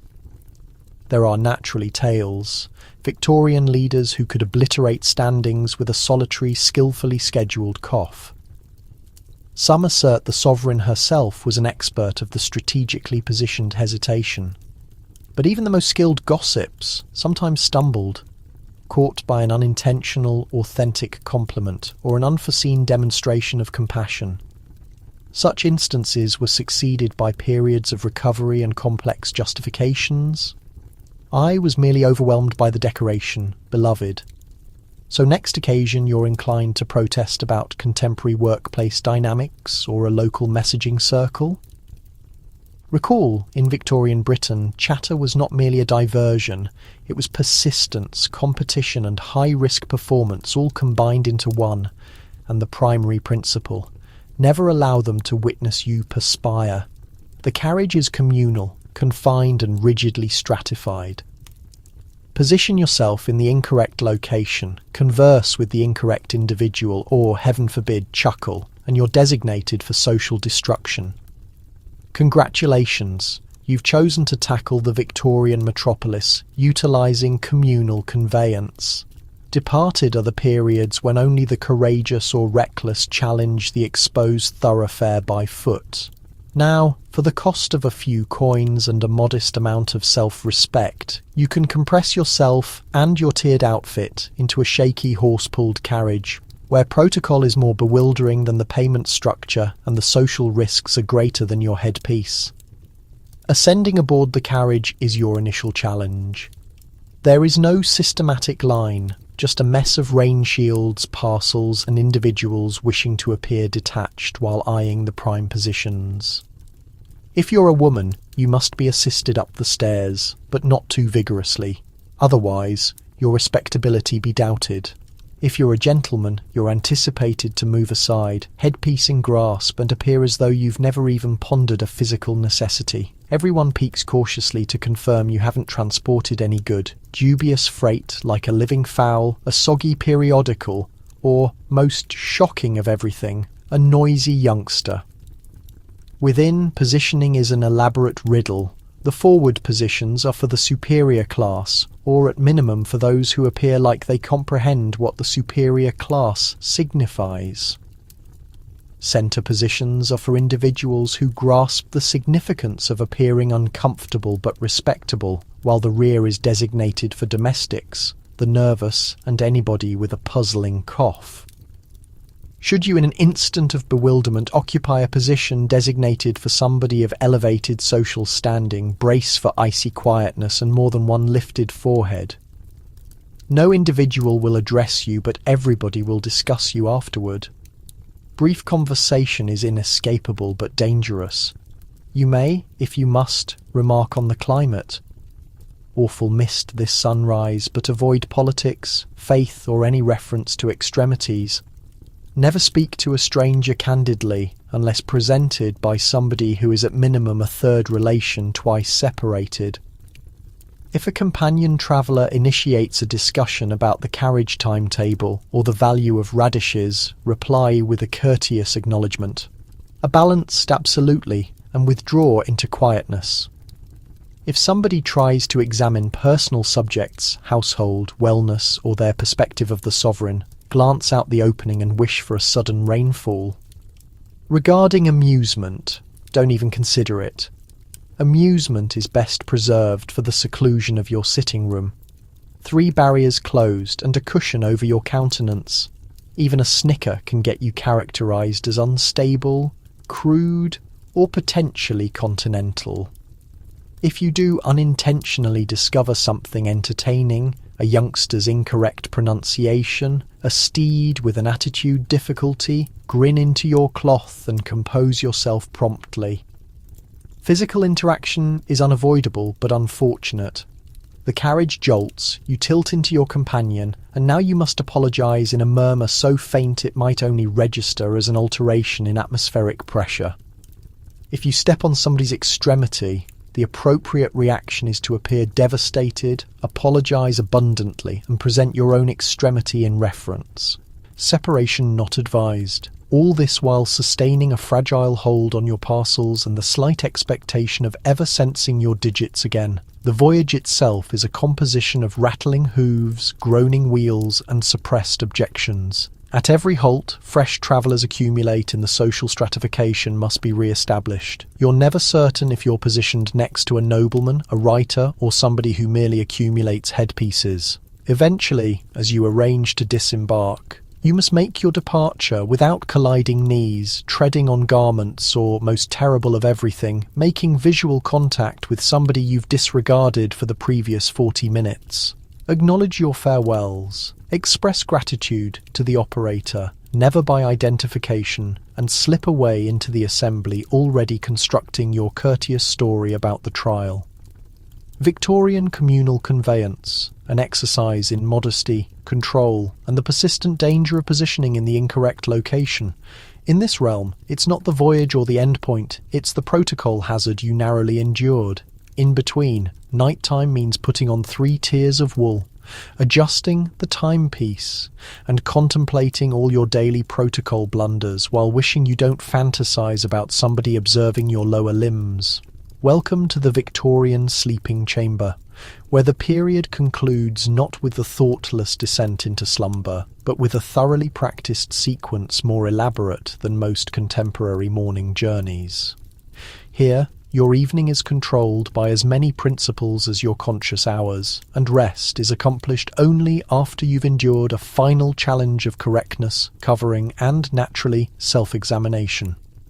Let's commence in the changing chamber, a frigid, resonating space containing sufficient hooks and compartments to equip a modest battalion. The matter of removing clothes is executed in phases with a careful sense of coordination, otherwise you unintentionally expose a shoulder to a passing housemaid or, more terrible, yourself in the reflection. External garments are withdrawn: first coat, vest, undergarment, dress, ribbon, and anything else that might have fastened itself throughout the period. Each piece is arranged with veneration, otherwise tomorrow's domestic manager will discover proof of your negligence and initiate a whispered inquiry. Then arrives the primary occasion: sleepwear. But not just any sleepwear. Victorian nighttime attire is less relaxed in a casual shirt and more brace for an Arctic journey. You enter into your wool nightdress, substantial enough to resist a moderate winter tempest, then add a subsequent tier, maybe a sleeping coat, and ultimately a sleeping cap with a decoration on the tip, so as to maintain your thoughts heated and suitably fanciful. In winter, a third tier is not just promoted, it's existence. The reduced amount of you apparent, the superior your spirit will slumber. Before you get anywhere close to the sleeping surface, the nighttime cleansing must be executed, countenance cleaned in moderate liquid from a ceramic pitcher, teeth cleaned with a brush so rigid it functions as a footwear polisher. And if you're feeling daring, a swift application of floral liquid behind the hearing organs. No complete body immersions, naturally. You wouldn't desire to stimulate the system before slumber. The container is verified carefully and the heating source prodded in case it requires one final encouraging radiance. Now to the sleeping surface itself. Cushions arranged to Victorian requirements, linens folded down with military exactness, and a heated liquid container inserted beneath the coverings to resist the advancing coldness. If you're prosperous, a domestic may have already executed the nightly sleeping surface ventilation ceremony, which consists of striking the cushioning with a rod while humming the royal anthem. If you're less privileged, you execute it yourself and pretend it's stimulating. Eventually you enter into sleeping surface, a procedure that involves negotiating 3 tiers of coverings, a substantial woolen covering, and the persistent suspicion that the household feline is already asleep at your extremities. You recline on your spine, hands arranged over the coverlet, prepared to contemplate. This is the period for mentally reviewing every protocol failure of the period. Did you spread your pastry incorrectly at refreshment? Was your pleasant greeting to the mail carrier too enthusiastic? Did somebody actually observe your lower limb when you ascended the carriage stairs? The only thing weightier than your eyelids is the burden of social unease. Illuminations are extinguished by flame, by lantern, or by an anxious relative, reminding you that electrical power is unnatural. At night time you may, if sensing particularly contemporary, adjust the timepiece or establish an alarm, but only after verifying that it won't sound so prominently as to indicate emotional disturbance. The drapes are closed, the entrance left slightly open just a fraction to permit virtue to flow, and you eventually drift away, wishing against wish that your fantasies will be appropriately pursued and completely lower limb free. In Victorian Britain, even slumber requires thorough planning, control and tears, layers upon layers upon layers. So when you crawl into bed tonight wearing nothing but pyjamas and carrying nothing but your thoughts, pause for a second to feel grateful. You're not lying awake worrying about whether you wore the wrong nightcap. Because right now, in our time, dignity belongs to the daylight hours. But a restful night's sleep, thank goodness, belongs to absolutely everyone. In Victorian England, the only thing more horrifying than embarrassing yourself in public was having to say you're sorry for it afterward. Never mind texting. Forget about it. Back then, Every single apology required a letter written by hand, an intricate method of delivery, and no fewer than 2 mentions of your endless remorse for coughing just a little too loud while the vicar was preaching. Because there's no better way to express regret than a 5-paragraph composition sealed with your very best ink. Welcome to the most fragile social battlefield ever constructed. Victorian apologies, a practice so intricate it ought to have its own dedicated section in the etiquette archives. In a time when emotions stay buried under 3 layers of heavily starched linen, one simple error, dropping just 1 drop of tea onto someone's gloves or, God forbid, picking up the incorrect spoon during breakfast can explode into a full theatrical production requiring weeks of careful negotiation to untangle. To start with, you need to understand that an apology is never fast and never private. If you've given offence, even by complete accident, it's only appropriate to communicate your sorrow through the skillful crafting of a handwritten letter on heavy, costly paper with borders that suggest sophistication and a watermark visible only to people with exceptional pedigree. Never resort to scrap paper, and absolutely never ever use the reverse side of a receipt or the edge of the daily newspaper. You start by choosing the proper ink. Black is typical, though blue is occasionally acceptable for lesser transgressions, like confusing someone's hat with yours at the theatre. The handwriting needs to be perfect, the curves and embellishments of your lettering softly weeping with genuine feeling. No ink stains, no scratched out words. If you make a mistake, rip up the sheet and start fresh. A sloppy apology letter is more offensive than whatever you did in the first place. Now let's talk about what you actually write. You begin with a complete confession of your transgression. Dearest Lady Carruthers, I'm writing to convey my deepest and most sincere regret for the terrible mistake made during last Sunday's luncheon and so forth, including at least 3 different ways of saying mortification. The real trick is sounding like you're about to faint from distress without actually causing the person reading it any trouble. Apologies need to be lavish but never inconvenient. Too brief and you appear dishonest. Too lengthy and you risk being known for theatrics or even worse, emotional instability. Do not for any reason try to apologize face to face unless the situation is genuinely catastrophic. Spoken apologies are reserved for your closest inner circle. Or sometimes, for when you've committed a social disaster so enormous, like stepping on the Queen's gown, that only a humiliating in-person admission will be enough. Even in those cases, have a letter ready just in case. Delivering the apology is yet another choreographed performance. You can't just slide the note beneath a door. Optimally, your letter gets presented on a silver serving tray by a dependable servant, yours or, if necessary, a properly trained child. The person receiving it must open it when they feel like it. Then, after a respectful amount of time, reply with either a gracious acceptance or, in unusual cases, an icy rejection. Your apology has been acknowledged, I remain, and so on.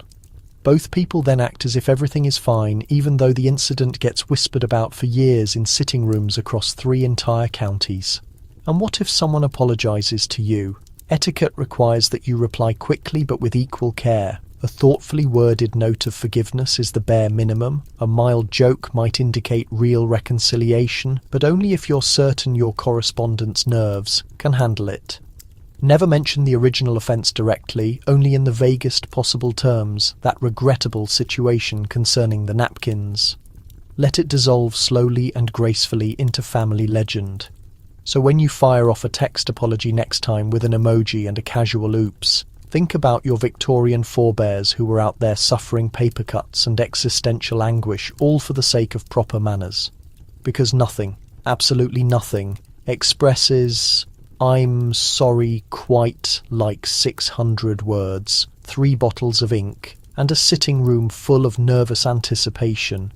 You'd assume the Victorians had plenty to occupy their minds with all those regulations, but apparently not. Your houseplants have now become a reflection of your very soul. Every respectable household requires a thriving fern in the sitting room, cared for with more dedication than most Victorian marriages ever received. Drooping leaves, get ready to be scrutinised, possibly written out of the will, or, at the very least, talked about behind your back over lukewarm tea. Welcome to the greenest limb of the Victorian social hierarchy, the houseplant exhibition. During this period, potted ferns aren't simply decorative touches of greenery. They're symbols of respectability, signs of refined upbringing, and a visible gauge of your emotional and financial health. A bare windowsill means an empty existence. A forgotten aspidistra is practically an invitation for gossip. The Victorian obsession with houseplants began harmlessly enough.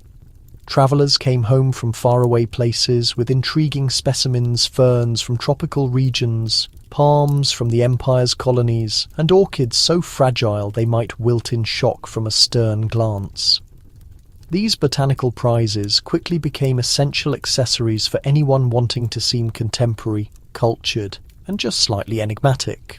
Before anyone realised it, London sitting rooms started resembling miniature forests, every shelf packed with greenery and every nook hiding a secret pot of maidenhair. Naturally, keeping plants wasn't just about personal preference, it was a serious responsibility. Victorians approached their ferns with the same gravity they applied to their family emblems. There were specialised stands, decorative cages, and elaborate glass enclosures called Wardian cases, the Victorian equivalent of today's terrarium to showcase your most delicate specimens. Each case got polished until the glass sparkled and the plants inside resembled small, perfectly behaved children demonstrating their finest manners. Taking care of plants was a form of public theatre. Neighbours stopped by without warning to evaluate your gardening skills. Wilting foliage suggested laziness or even worse, mental instability. A healthy glossy fern, conversely, indicated you were stable, industrious and possessed a properly hydrated soul. Etiquette guides provided precise directions. Ferns needed daily misting with rainwater if you don't mind, gentle dusting with a feather, and absolutely no exposure to direct sunlight. Or heaven help you, an open window. Competition inevitably followed. Simply owning a plant wasn't sufficient anymore. The finest families showed off entire plant chambers, windowed havens filled with uncommon species, and watched over by a butler who also served as an amateur botanist. Invitations to view someone's ferns became a desired social privilege, ranking right alongside being invited to serve tea or select the evening's music at a family event. Casual conversation became impossibly detailed. Your Boston fern appears exceptionally robust this season, Lady Harrington. What's your secret method? Oh, nothing special beyond patience and an ancestral recipe for compost. Like everything Victorian, failing to maintain standards was risky. A single brown leaf could trigger whispers. Stories of plant neglect travelled faster than mould. If your plant died and you didn't replace it instantly, people jumped to all kinds of conclusions. Unmanageable servants, troubled marriage, or maybe even a hex from the neighbourhood florist. There are accounts of dinner guests excusing themselves to secretly water their own plants, paralysed by fear that tonight could be when catastrophe arrived. But let's be realistic. Not everybody was born naturally gifted with plants. For every flourishing aspidistra, there were dozens of sagging ivies and devastated begonias. Flower shops enjoyed excellent business selling substitute plants to the frantic, while others turned to plant borrowing, the Victorian equivalent of renting formal wear before significant visits. Throughout everything, the plants, quiet and unmoving, witnessed all the chaos. They observed family secrets, overheard whispered confessions, and sometimes served as perches for the family cat. If only they'd been able to talk, the stories they could share might have matched any sitting room scandal. So when you forget to water your spider plant next time, or sigh at a wilting leaf, remember, in Victorian England, a houseplant wasn't mere decoration. It represented fate, personality, testimony, and emotional comfort all combined into one. And somewhere out in the cosmos, a strict Victorian aunt is still passing judgment on your ferns. Welcome to a time when your social position gets measured in moustache wax and sideburn square footage. The more elaborate your facial hair, the more everyone assumes you possess secrets, land holdings, and a backup set of silverware. Keeping your whiskers in order is a daily trial, partly grooming, partly science, and entirely about making your face resemble a Victorian hedge sculpture. In Victorian England, a man's face wasn't merely a face. It was a canvas, a war zone, and a curriculum vitae, all bristling with ambitious competition. Being completely clean-shaven meant being a boy, a minister, or possibly French. For everybody else, the guideline was straightforward. The stranger, the growth pattern, the higher the esteem. Mutton chops, handlebar moustaches, imperial beards, walrus whiskers. The terminology alone sounds like categories at a farming exhibition. The morning ritual starts with examining your facial hair in the most unforgiving light you can find. You need to inspect for wandering whiskers, asymmetrical growth, or, God forbid, a spot of exposed skin that might hint at emotional weakness. Victorian gentlemen maintained a weapons cache of grooming implements within reach. Silver-handled combs, moustache shapers, beard brushes, and an assortment of puzzling pomades, oils, and waxes that could function as construction adhesive if needed. Using moustache wax is practically an art. You heat the wax between your fingertips, ideally near a fireplace, while gazing thoughtfully into nowhere, then twist, shape, or mold your moustache into the preferred configuration. The outcome should appear effortless, despite requiring at least 20 minutes of work. A properly styled moustache could open opportunities literally, since many doorkeepers turned away men whose facial hair looked messy. Sideburns, on the other hand, are a statement of purpose.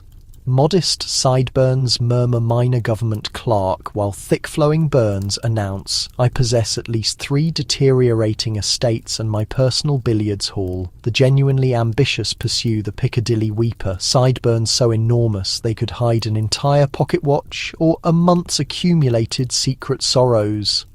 Competitions develop. Men evaluate each other in train compartments, at dinner gatherings, and even during church services, analysing the length, density, and structural sophistication of each other's face forests. Obviously, not everyone could grow the required thickness. Enter the realm of facial hair enhancement. Fake moustaches, skillfully attached using spirit gum, were obtainable for those with underwhelming follicles. There were even whispers of clandestine groups. The Order of the Golden Whisker, committed to exchanging advice, techniques, and, when required, the occasional package of imported Hungarian moustache growth formula. Preserving all this vegetation demanded commitment. Beards and moustaches required daily washing with specialty soap, precise trimming, and consistent oiling to guarantee they gleamed like an award-winning eggplant. For special events, gentlemen would perfume their whiskers with lavender or bergamot, converting their faces into walking sachets. Mishaps were possible.